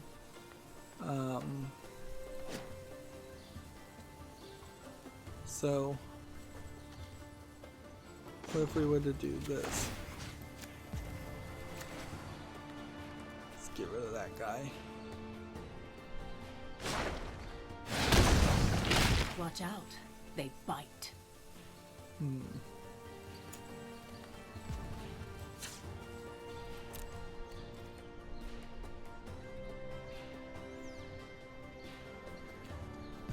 Think I'm probably somewhat safe now, but not super safe. He's not gonna run out of cards. He's got way more people on the field. He's got way more cards in his hands. He's got an advantage in every way. More land, more everything. I can play this every time. Like, I can put a 1/1 counter on this guy every time and buff him up. But it'll take several times before he could actually block this, like 2 turns. Meanwhile, these other guys could get buffed up in many different ways. Let's see. Moving on, Gematsu has an article here for the PC, PS4, and Switch. Operincia, The Stolen Sun, is coming on March 31st. It's currently available for the Xbox One and PC via the Epic Games Store. I have not heard anything about this game. It looks like it might be a slightly well-animated underwater-based dungeon crawler.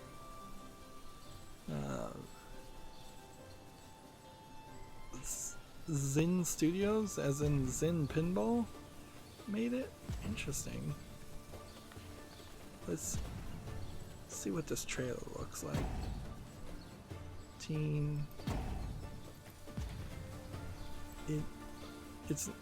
It is kind of like a dungeon crawler. Maybe not all of it's underwater. A lot of it's not being highlighted because, yeah, if you're gonna sell dungeon crawler, people aren't gonna be super interested in it. Yeah, it looks like it's an RPG of some sort. From the creators of Zen Pinball, I think. Let's go over to its Steam page. See how that works.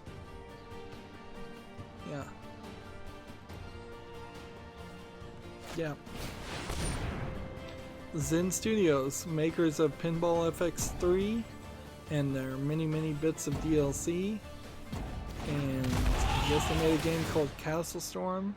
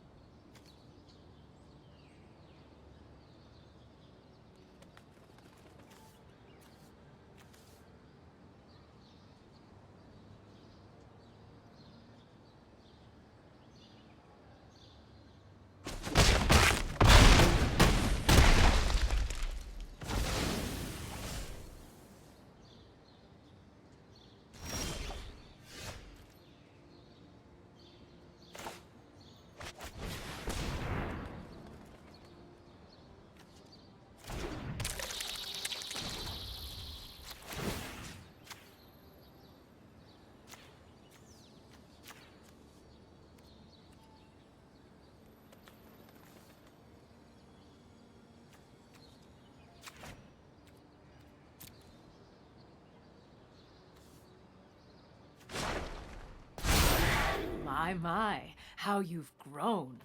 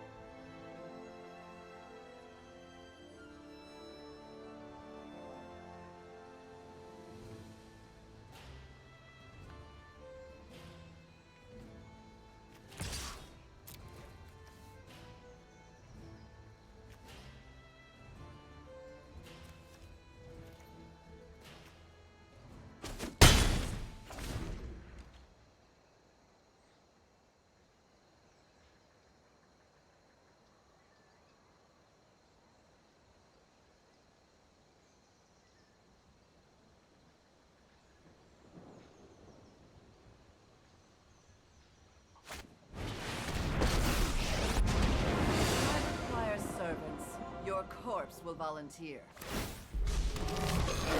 What a good, mindless minion.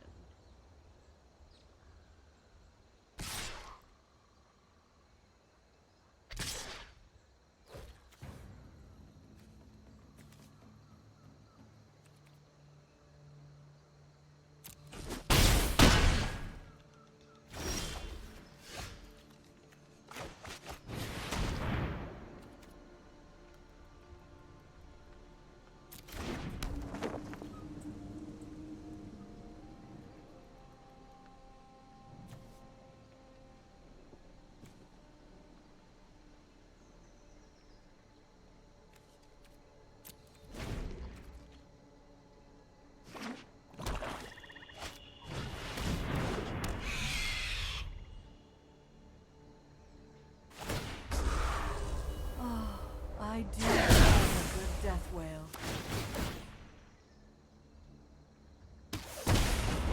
Death. I've learned much from your death.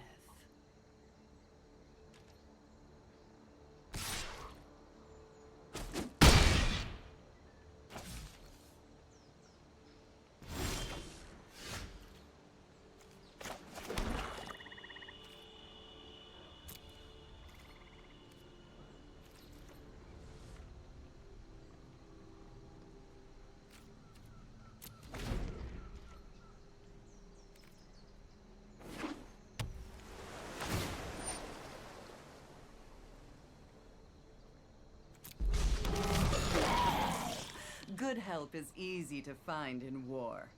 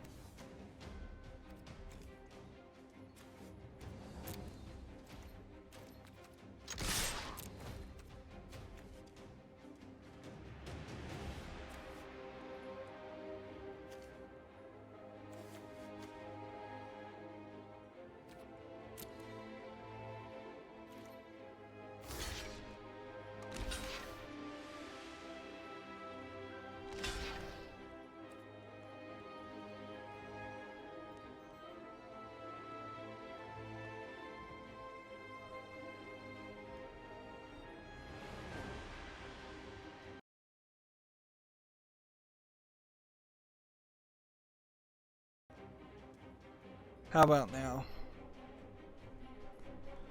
Oh my goodness. Something about my cord or connector or my speaker has just gotten really, really bad.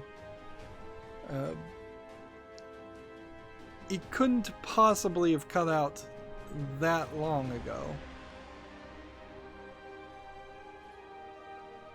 I mean, it couldn't, because I was talking to somebody on the chat before. I'm not standing on any cords or anything.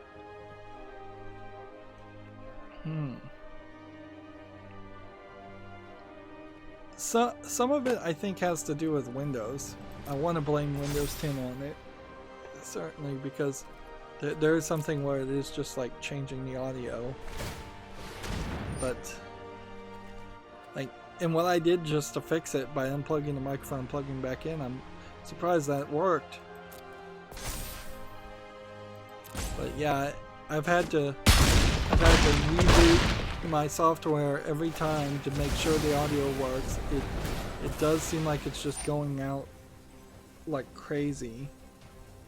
I would hate to have to buy a new microphone, because it's like being a YouTuber really hasn't paid for the first microphone. Maybe I got something here?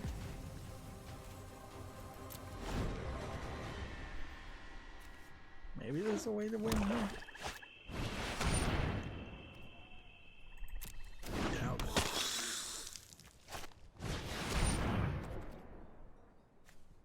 There you go. Try that. Exile target from the graveyard. There we go. So that would be this.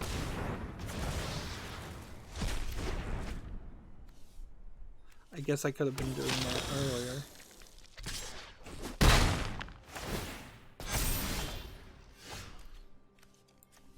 Alright. I play this.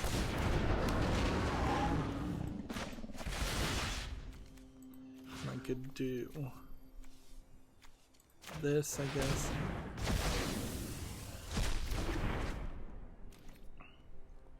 Yeah, but nothing's gonna save that. Alright, let's see. Well, let's just go ahead and move forward, I guess, with the video. Apologies. Joe says, after this game I need to jet. Okay, well, thanks for popping into the chat and telling me about the audio issue. I'll have to look at the footage and see how long I was speaking into the void. Let's see. Well, the other deck I was going to test out was this one to see if we're ready to delete that deck. Yep. Josh says, have a good day, mate. I may be back in a few. Cheerio. Alright, thanks for popping by. Game of Sutra has an article here. The New Zealand game industry has doubled its annual revenue in 2 years. I'm still not really feeling like New Zealand is going to be a major player in the video game world yet. I'd like to see a list of New Zealand companies or New Zealand games, because that would be way more helpful. Because if New Zealand has just made a bunch of like mobile games with microtransactions and that's how they doubled their money, well, that's not very impressive. If New Zealand has had their hands in developing like major AAA games and I just don't recognize it, that's a lot better information as a consumer to know. Gamatsu has an article here. Limited Run Games is going to have its E3 2020 press conference on June 8th. This might be the first time Limited Run Games has had a presentation. I don't think so, though. I think this is probably the second or third year.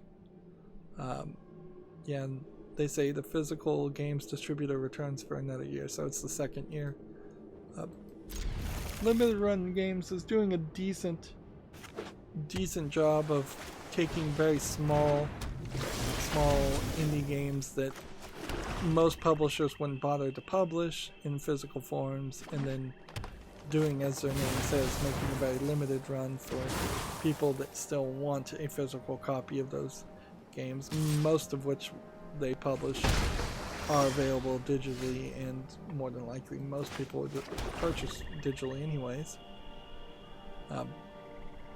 If anything, it probably is a good indication that the minimums that exist these days to make a physical version of a game and sell it inside of stores need to be lowered.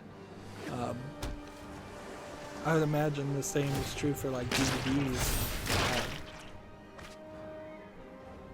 Like I could see easily printing only 1,000 copies of some DVDs and having them float around Walmarts and maybe Best Buys.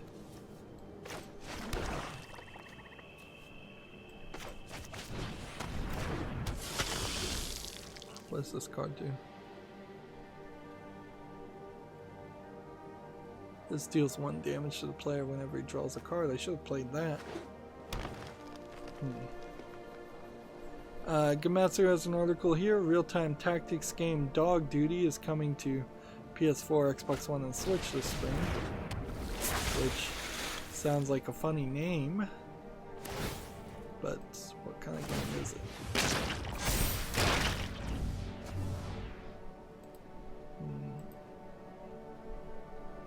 It looks to me like it's mostly a top-down twin-stick shooter game, kind of like a Contra game with a slightly different perspective on it.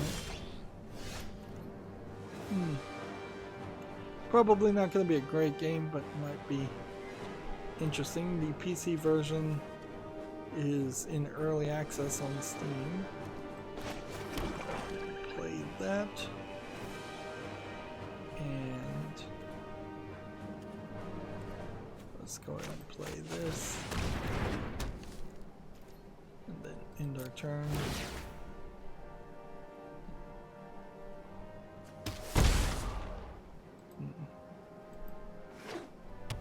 Let's see.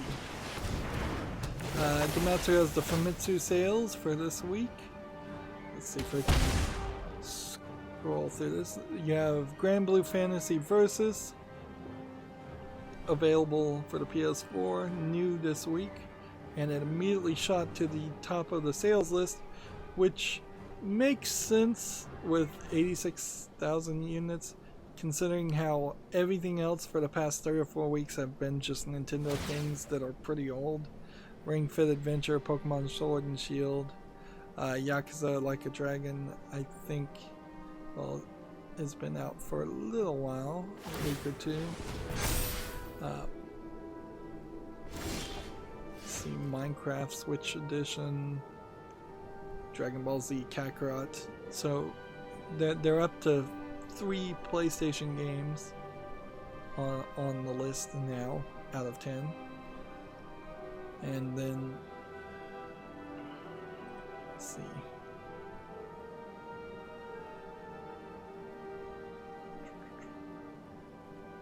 This seems rankings 11 from 30 don't have numbers, but there are some other PlayStation games. 13 Sentinels, Romance of the Three Kingdoms, 14.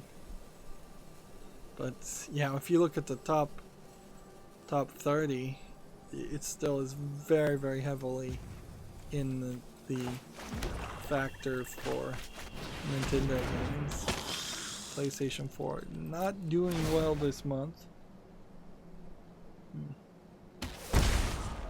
Hardware sales, the Switch and Switch Lite still dominating, with the PlayStation 4 far, far behind it. Like you're getting 90,000 sales between the Switch and Switch Lite last week, where you barely got 6,000 sales between the PlayStation 4 and the PlayStation 4 Pro. And that is the narrative to take from this, certainly, is that in its native land, the Japanese company Nintendo versus the Japanese company Sony, man, did I lose my ability? Darn it. Sony is not succeeding.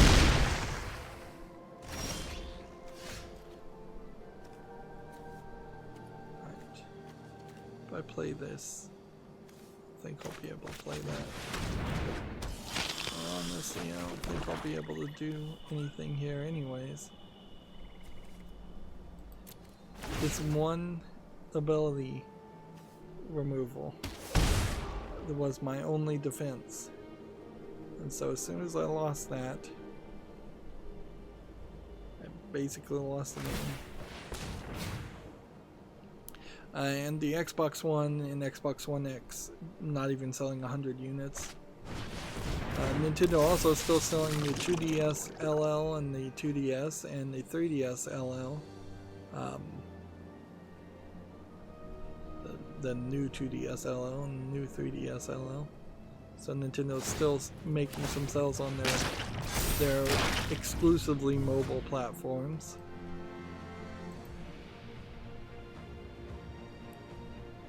Let's see. Gamma Sutra has an article here. Get a job. Double Fine Productions is hiring a gameplay programmer, which you would think in their current state developing Psychonauts 2, they would have already had that. They're looking for somebody to help them build a game in Unreal Engine 4, and I can't help but assume that this is Psychonauts 2, which does not sound good. Frankly, it doesn't sound like they're in a good position. They should be a lot closer to being done with that game, if not completely done with Psychonauts 2. Alright, well, Citadel going to be completely useless. Let's see. I can't play this because I'll die, so I might as well just play it.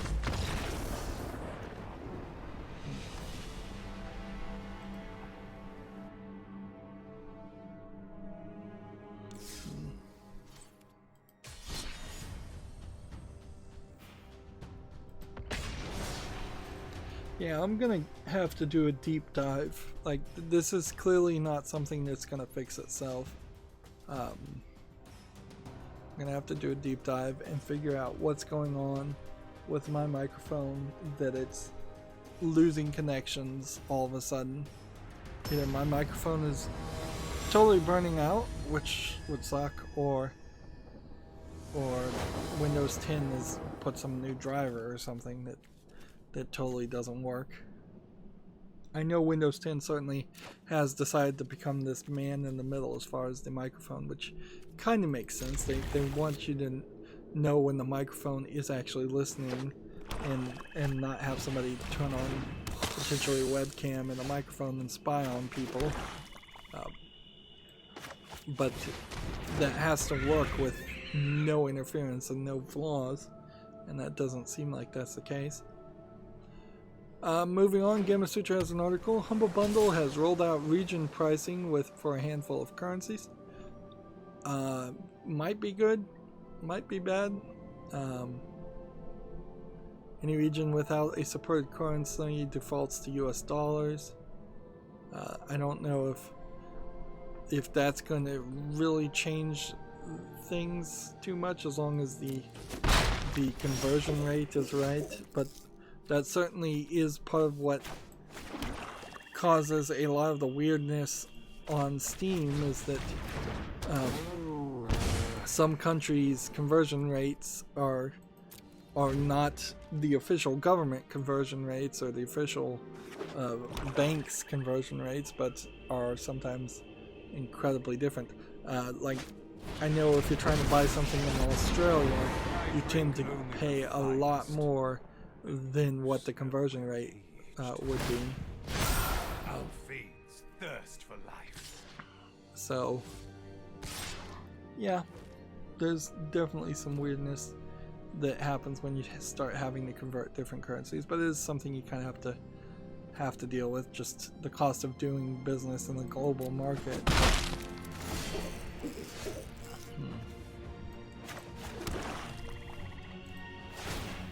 Let's see. I want to sacrifice this guy. I want to attack with this guy. You cannot hurt my hollow soul.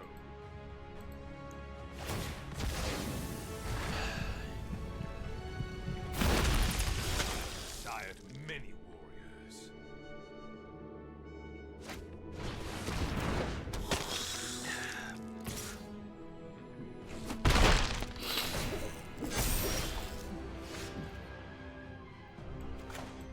I'm running out of breath. So in this case, it's not the microphone messing up, it's just I've run out of breath there for a second. Yeah, I want to kind of wrap up, and we're kind of nowhere close to wrapping up. So, yeah, my back still has not healed completely, and we've been going for nearly 2 hours, or 3 hours. So we have a game on Steam here called The Adventures of Zero Dilly, which seems like it's a Crash Test Dummies game without the license of the Crash Test Dummies cartoon, which is probably a license you don't really need. It's $9.99, a bunch of languages. I'm going to put it on the follow list.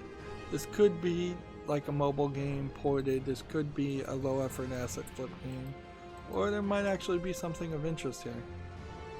I'm not 100% sure that these games where you're trying to just hurt the character that you're playing as, whether they are a real character or not, or a real human or not,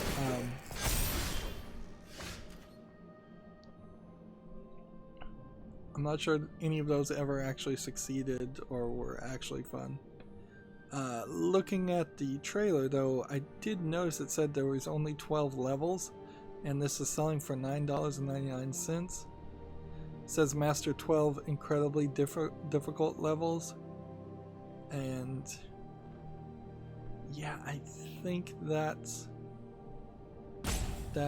not something I would want to pay that much for.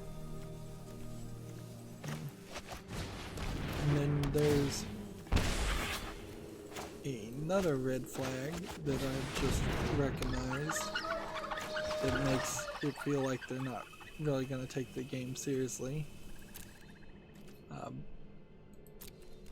guess I could have attacked, but, over here, like here they have this GIF of crashing through the billboard, and then they spin the camera around, and the target on the back of the billboard is directly aligned with the zipper of the jeans.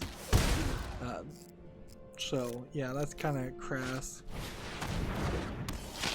I think we could probably skip this. Too expensive, only 12 levels. They just priced themselves out of it. Alright, I'm gonna try and skip the games that we have left, and we're just potentially on Friday gonna have a ton of games left over, and maybe I'll curate some of that.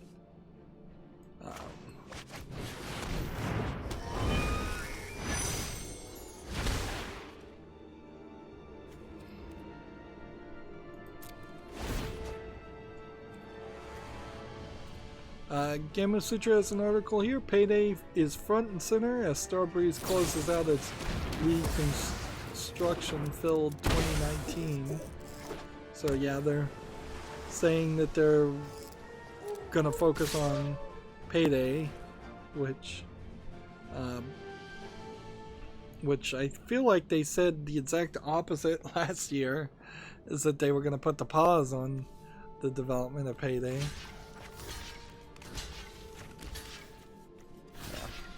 And I've lost.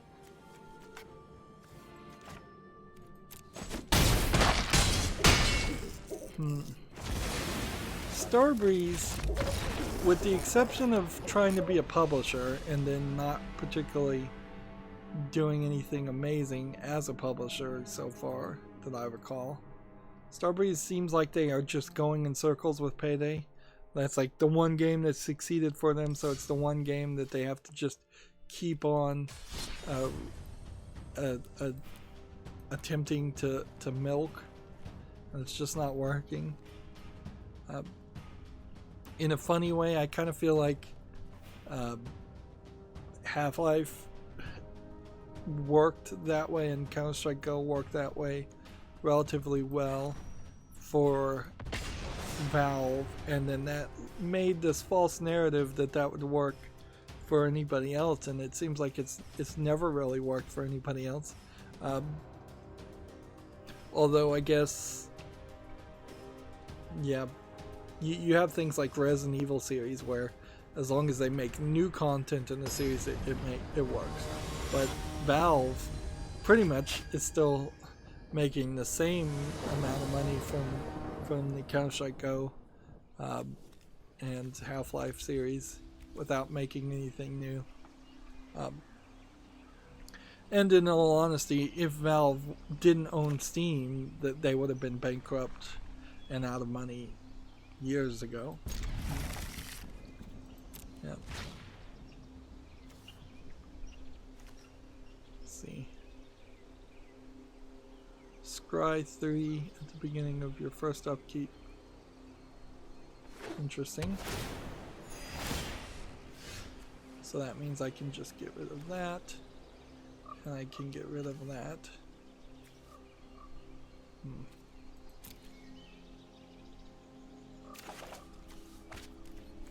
And then that means I can put this on the field, although I probably should have played that, actually, since that would have been a smarter move. But these ones that enter the field tapped should be on the field first.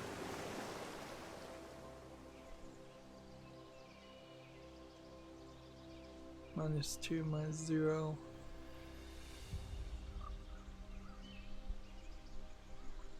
Says flash and flying.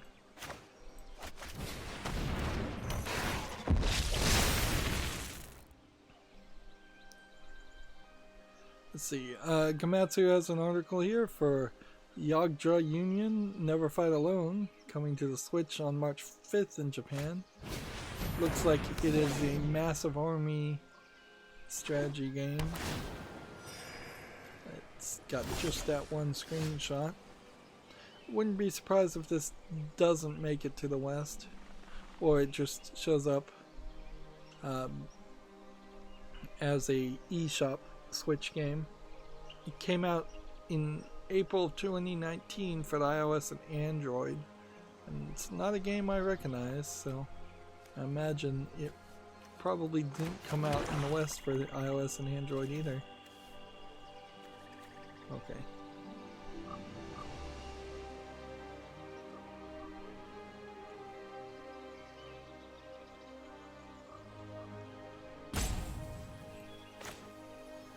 Right, does this has pacifism on it, so I can't really do this. Okay.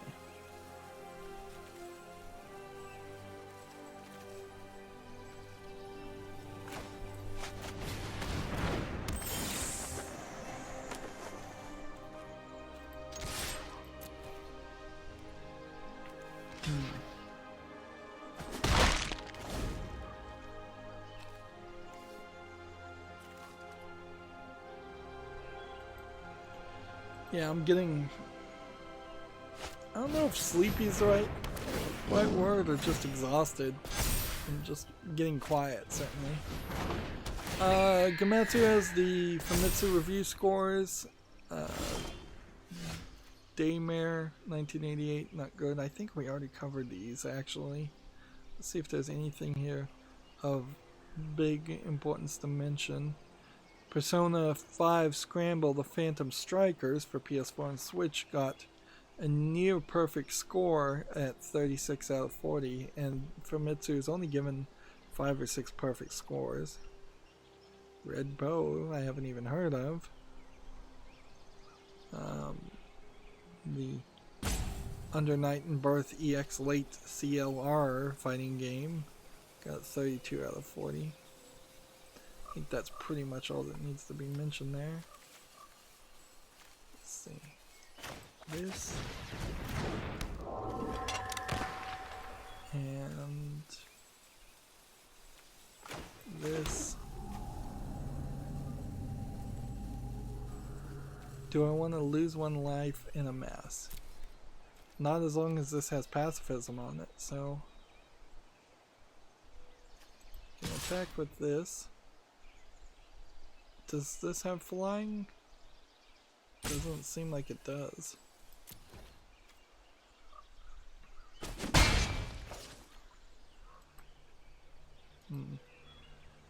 Open Critic has an article here. Pokemon Home is officially launched. I'll pretty much leave it at that. We've already talked about how Pokemon Home does not seem like it's a particularly great offering and feels like something that should have been free.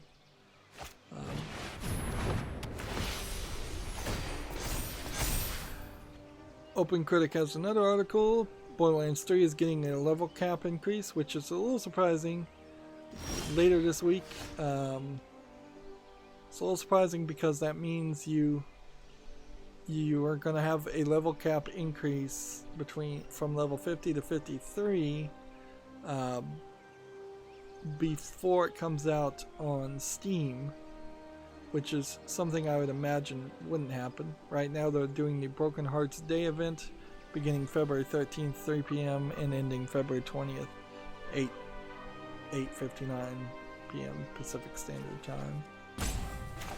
And with that event, they're giving out items that you would have thought you would have gotten with just a shift code in previous Borderlands games.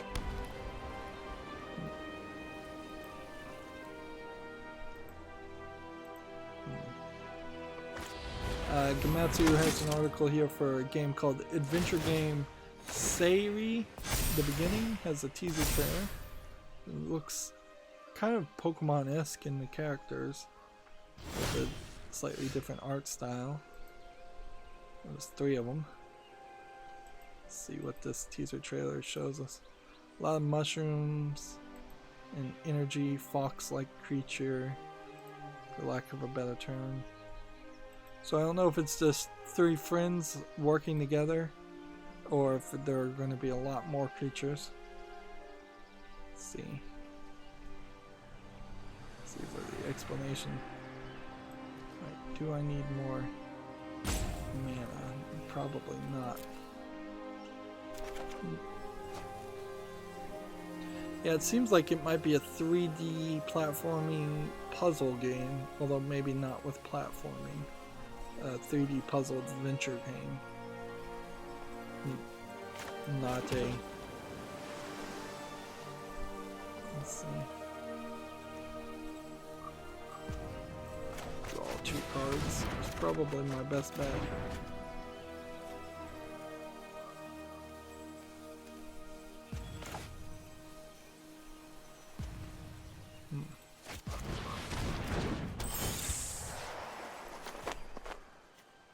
There's nothing I can do. I've got all these cards all around amassing a zombie. But as long as the zombie is here and can't attack and can't block, amassing and improving on it doesn't do anything. Ooh, that might work. Hexproof. Does hexproof let me attack or block? No.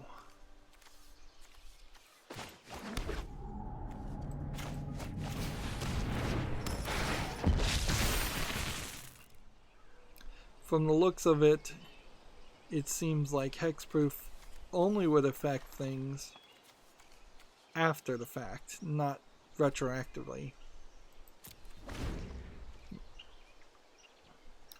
Gamatsu has an article here. The Division 2 expansion Warlocks of New York has been announced. I'm a little surprised that the Division 2 is still trying to do anything. It really came out with no excitement whatsoever. And I guess the expansion was probably already in the works, so it's probably not super surprising. Right, so this is ridiculous, but we gotta do this. So then I can do this.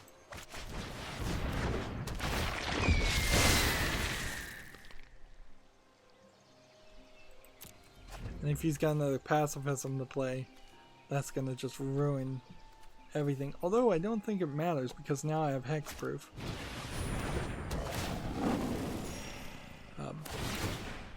Gamma Sutra has an article here. Big Ben Interactive is now Nacon as publishing and accessory businesses merge. We don't need that. I feel like I recognize Big Ben Interactive, but I couldn't tell you. I could not tell you. I would guess that they put out some kind of British point-and-click adventure game. Or they did a bunch of mobile games. TechRaptor has a follow-up from that article. Insomniac Games cost Sony less than Star Citizen did. So, let's see if they have the real numbers here.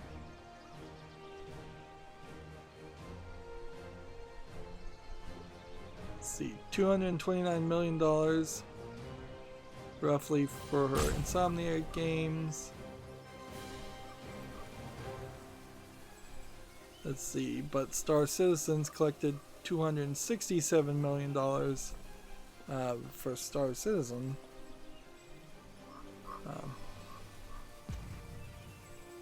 Which I think the comparison is a little false there because it's not really saying that Sony bought Star Citizen. No, Star Citizen I believe is a PC game too. I don't even know if it is on the PlayStation. It's just saying that the people who have funded Star Citizen, which, let's face it, Star Citizen's probably been very overfunded, have funded it more than what Sony paid for Insomniac Games. Which, I don't know, I feel like $229 million is probably close to right.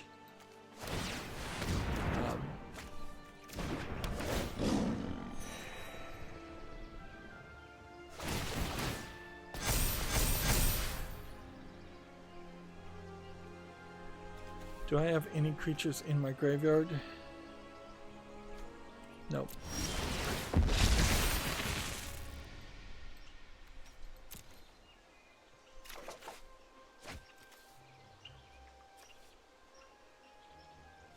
Do this.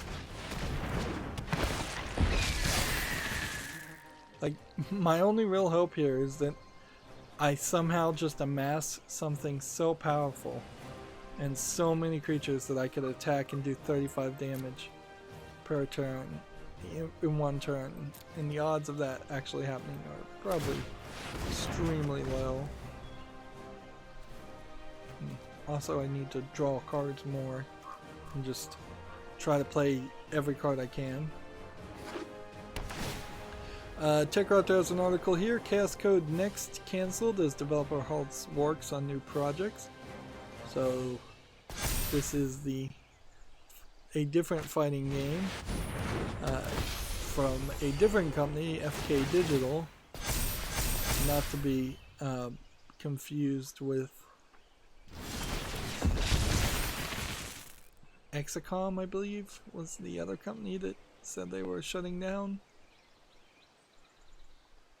So the thing I would take from this is it seems to me like Evo and fighting games are not doing particularly well this year, and so a lot of fighting game companies that have probably not been doing particularly well anyways now are struggling. I can't afford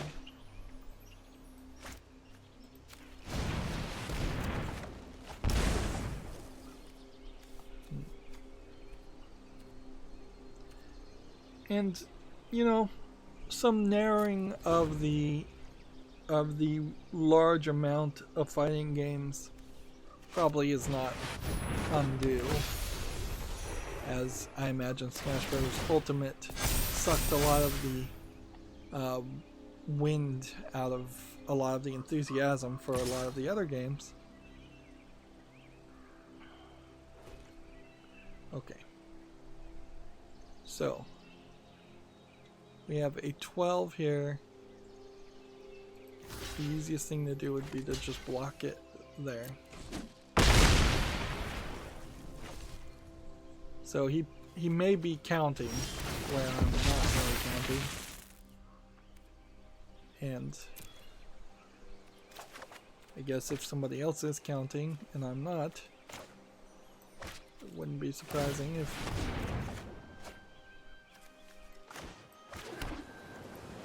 just drawing as many cards as possible.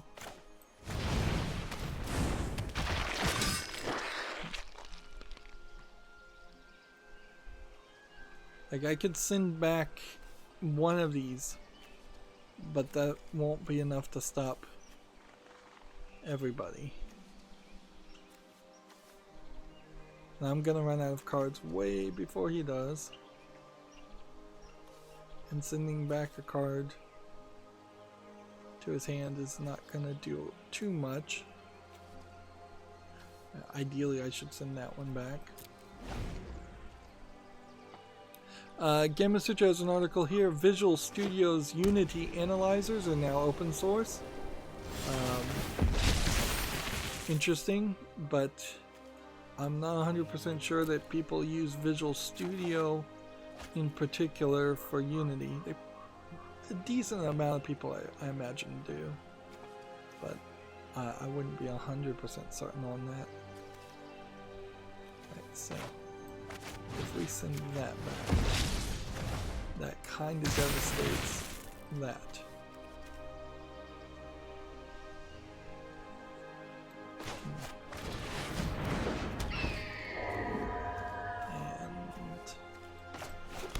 And play one of these. And we have one character that we could have brought back from the grave.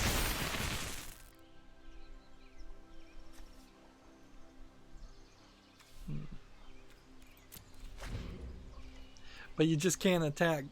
This is just that same problem. You just get into these stalemates of I can't really attack because I can't really run the numbers amongst this many people to see if my attacks between the flying people and the land people could defeat his attacks between the non-flying land people.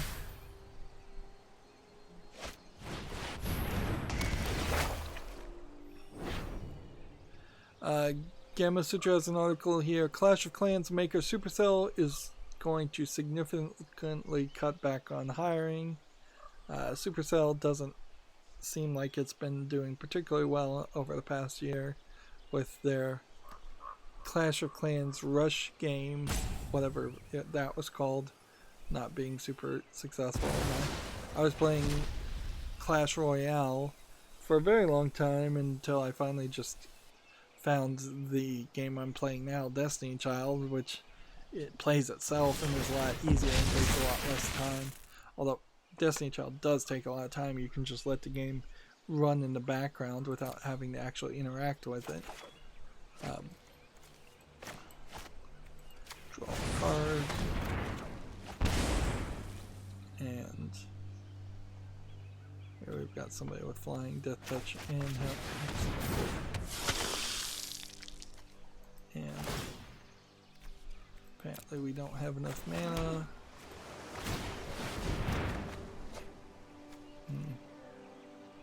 29 more cards.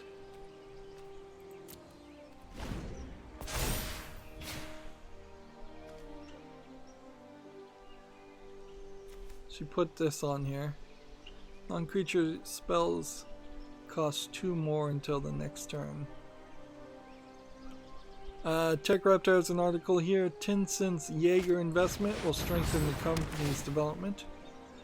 Speaking of Chinese companies, this isn't very video game related, but allegedly Huawei Communications does have a backdoor to all like cell phone technology that they were selling and installing, which was the accusation thrown against them many times and dismissed a lot of times also as not being proven.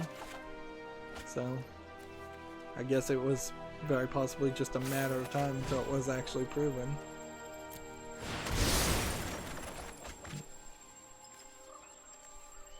Yeah, well, we don't need this.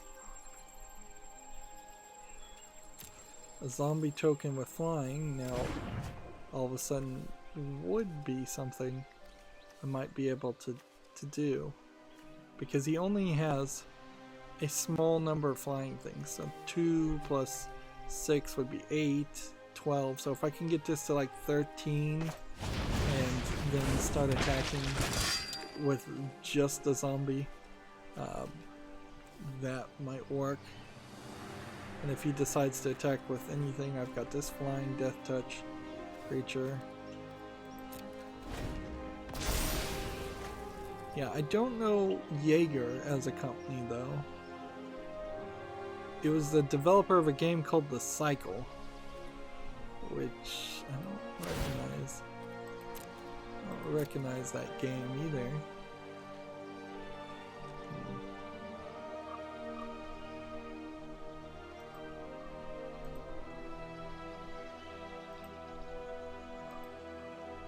Well, it is around that time for Valentine's Day, and as such, Nutaku, the lewd adult video game company that is owned by the parent company of, yeah, let's go ahead and play this. It's owned by the parent company of Pornhub.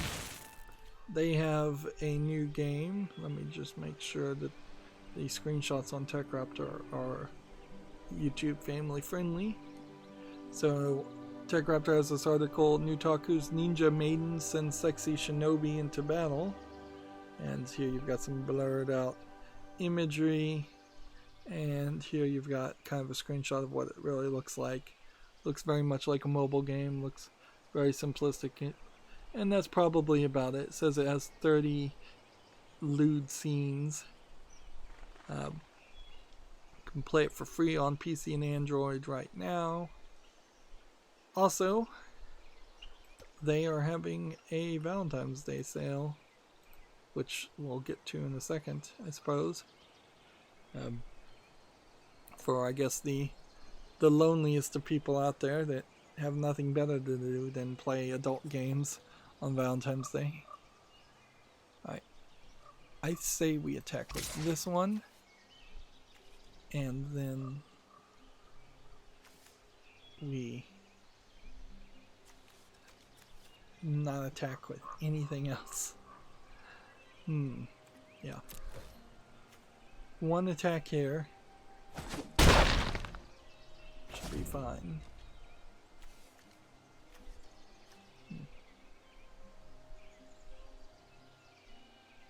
If I got rid of this guy, probably be useful.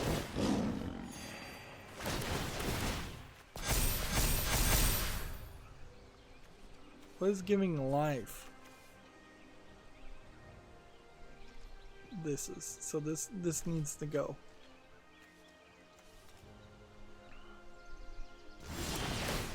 I've got 10 turns until I run out of life, by the way. Because nothing's gonna stop that. So get rid of this.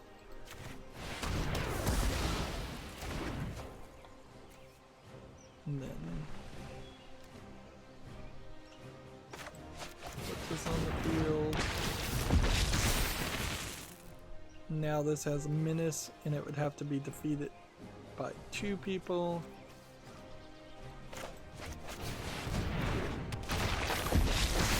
Oh, and this guy has like 22.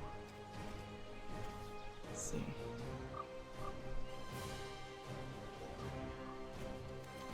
So I can't be defeated by this, then. He does not have enough block. And this guy's gonna have lifelink. So either he blocks with a lot of things, or I just get a bunch of health. And will that give me 22 health or 44 health? Because I have menace. It's an interesting question.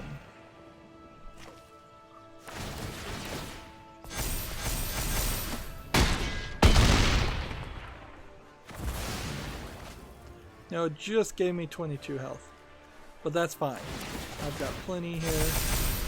And this guy can buff up all he wants. It's not going to really save him. Because in the next turn I can just attack again. And we've got plenty of game, plenty of cards still. So I did win there, but that took forever. And we can definitely see that they want you to have 10 victories, probably 15 victories every day, and that's just not going to happen. We got a core set 2020, which I think I kind of have most of these cards already. Not to brag, but I'm totally the best pyromancy student. Yeah, this is one of the things about the core sets in particular. Is core sets should probably be mostly planeswalkers if they want planeswalkers to maintain their relevancy, because the number of planeswalkers you get in any expansion is maybe 4 or 5, and they might be good, they might be bad, but if you lose too many in any round of moving cards out of standard, that's going to be potentially the end of planeswalkers. And I don't think a concept as big as planeswalkers can be eliminated. If anything, like I said, I think it would be a smarter move to move planeswalkers as the default and have all characters act like planeswalkers.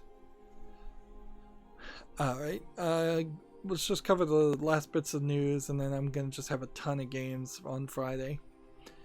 Gamma Sutra has an article here. Game development agency Amber opens up a studio in Mexico. Guadalajara, Mexico. I don't know if you can do business in Mexico. I wish you could, but it's just so dangerous, and because of the drug cartels and the violence, and a lot of that is definitely the United States' fault, but it's the way things are. Let's see. TechRaptor has an article here. It's a review for Kentucky Route Zero, which I've heard some hype about this game, and I kind of feel like if this game had come out in a very short period instead of being stretched out over the course of what felt like 2 or 3 years, I might have gotten hyped up about it enough to want to play it. But just looking at the screenshots, I don't think so. Every time I look at it, it's like, no, this doesn't look that good. And TechRaptor seems to agree. They say Kentucky Route Zero has some interesting scenes and great moments, but it never really clicks in the way that I was hoping for it. Pro's fantastic setting, and it hates capitalism. I guess that's a default pro for TechRaptor. Lovely graphics and audio, interesting experimental interludes. There's a better way to phrase this to not sound biased, like a heartfelt opinions or heartfelt economic stance. Cons are characters don't feel fleshed out enough, the story just sort of stops, and it drops best gameplay ideas halfway through. So, alright. Let's see, skip over.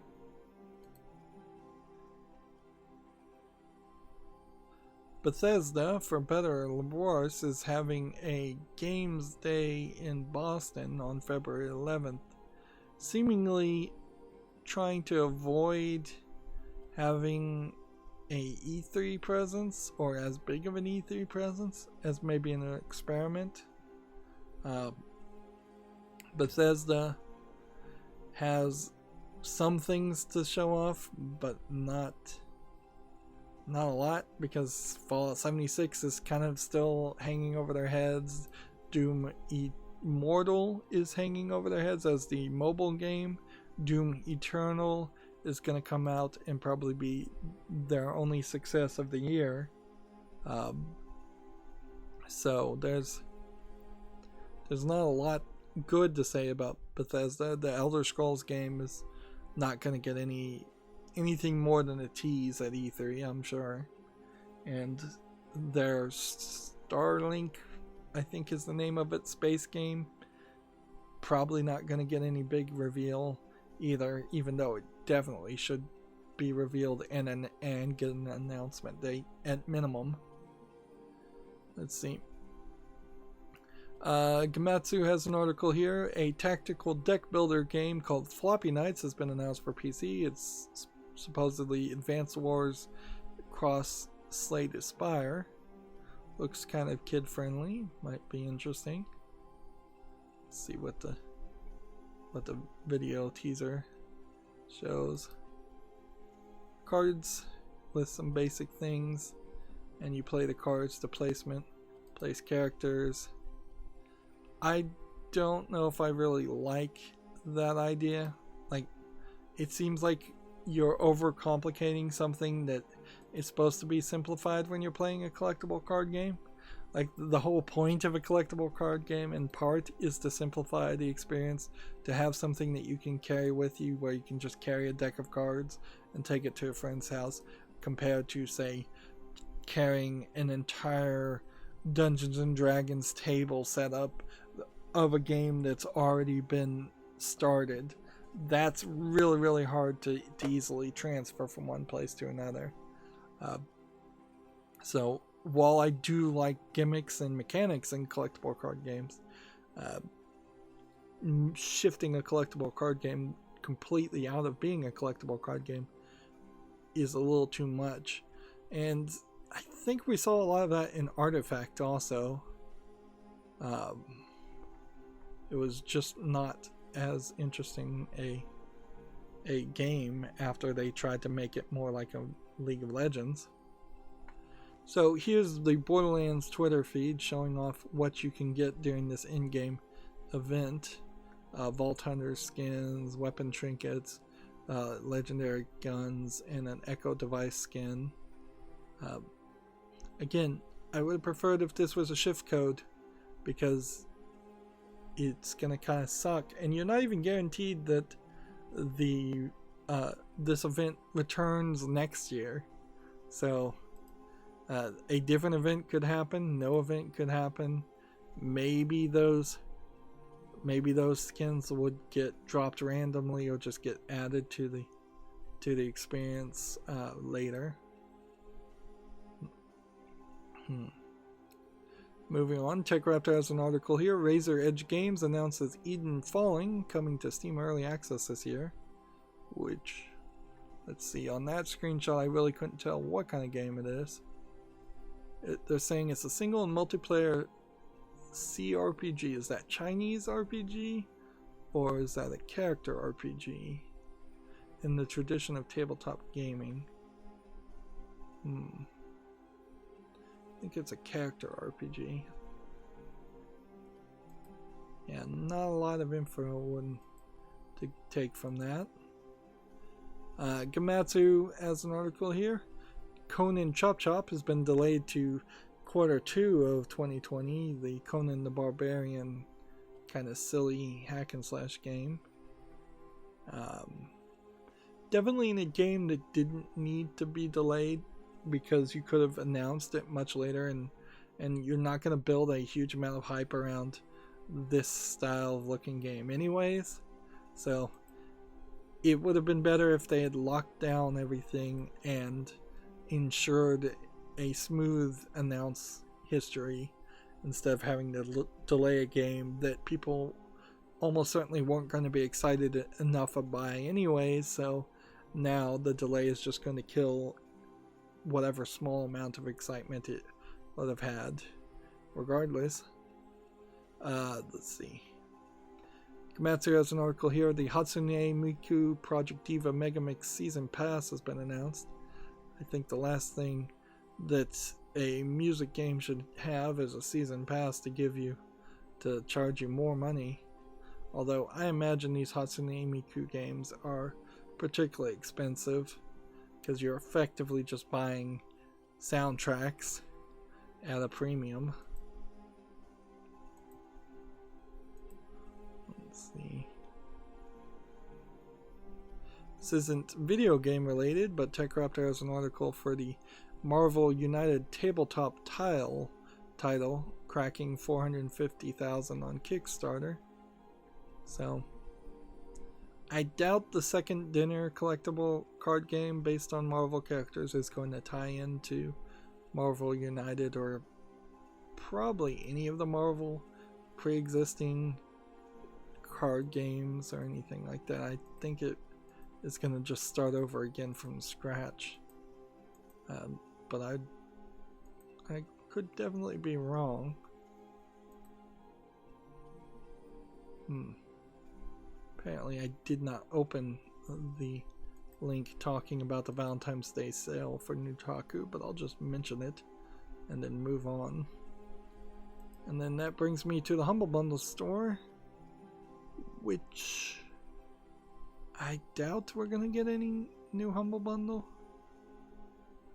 games bundles for a while. They only put out 1 or 2 a month. And then that brings me back to my Twitter feed, which probably is a key that would put me right at the top of that, but I don't know what key that would be. Probably something like Shift Page Up if I was to guess, or Control Page Up. So I'm having to roll the mouse wheel all the way up just to then turn around and roll the mouse wheel all the way down. There we go.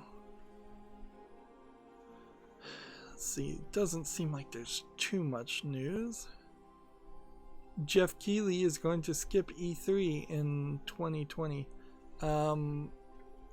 Jeff Keighley is the guy who runs the Game Awards. I don't think he actually works for any company or any video game company, so it's not a big deal for him to skip, frankly. It's just someone slightly famous amongst video game journalists is not going to E3. Umahari Kawase Bazooka launches May 28th in Japan. We may talk about that more on Friday. Ubisoft's next Prince of Persia game is a VR escape room, which I didn't know that they were going to make any more Prince of Persia video games, because that's pretty much what they were trying to do, was shift, and I don't know why they thought this was going to be particularly a better way to do it, but they were trying to shift a story based on Persian characters and Middle Eastern characters. They were trying to shift that away from that style of gameplay and that style of story to the Assassin's Creed series. They didn't really succeed with the first Assassin's Creed game because you're still playing as Altair, a Middle Eastern person. But eventually, after Assassin's Creed 1, you did quickly have most of the characters move wester and more west as you went into Italy and the UK and America, and even when they went back to Origins, in Origins you're playing as basically an Egyptian person, but then Odyssey takes you to more of a Greek character. So yeah, I kind of assume that this VR VR escape room of Prince of Persia is just in existence so that they can keep a copyright on Prince of Persia, because they don't seem to really care one bit about keeping it in the people's minds or keeping people interested in playing any of the old Prince of Persia games.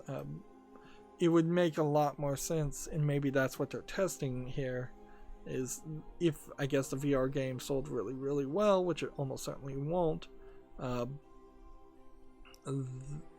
maybe they'll make some remakes of the old games, and remakes are pretty much what would be required, not remasters.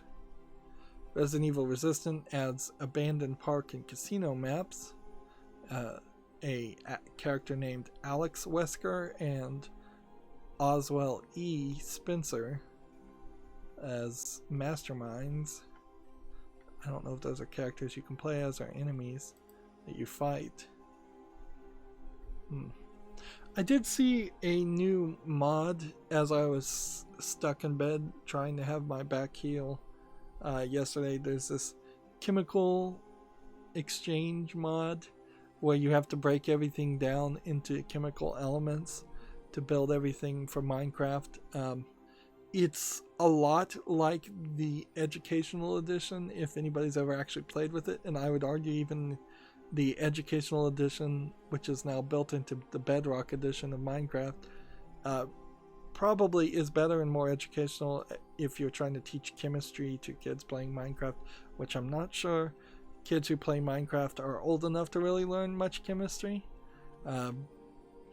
But I would say that the mod kind of has you do some different things, whereas the educational edition seems like it mostly is just there to be a virtual lab in which you can experiment with chemicals and atoms. It seems like you're basically playing in creative mode when you're doing educational mode in Minecraft, where the chemical mod that I'm watching is different. It gives you actual quests and actual goals and actual gameplay, where I'd say the educational distance. Of course, there is always this problem that several of the items in Minecraft are not real items. Redstone isn't real, Instone isn't real, Netherrack is not real. So you're often using items that don't exist to create elements that do exist, and so you're not showing a great split. The Education Edition tries to do some of that, but they still don't really make it obvious when some elements are made up. Gamma Sutra has an article here. Activision Blizzard has pulled support for NVIDIA's GeForce Now streaming platform, which doesn't seem good since that's kind of brand new. Also, EA seems to have doubled the price of a lot of their games that they either brought back to Steam. So on EA's platform, they're half as expensive. So either the games that were brought back to Steam or were already on Steam. So yeah, EA coming back to Steam, but immediately trying to push people to leave Steam. So that's kind of crazy.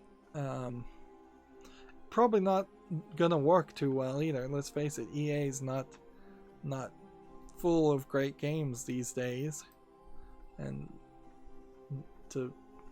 definitely not the people to make that push. I wouldn't even say EA has something like Fortnite that could bring a lot of people over to the Epic launcher. I don't think many people went to the Epic launcher as their main launcher at all, because it still just doesn't have enough video games on it. Okay. Well, that's all the news that I'm going to cover today. So, as always, I ask you to like, share, subscribe, comment, and watch every second of my videos. If you want a friend or follow me on any social media sites, there's a bunch of links down below in the description box.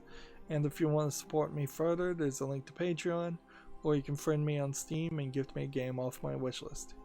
Thank you for watching. Have a good evening.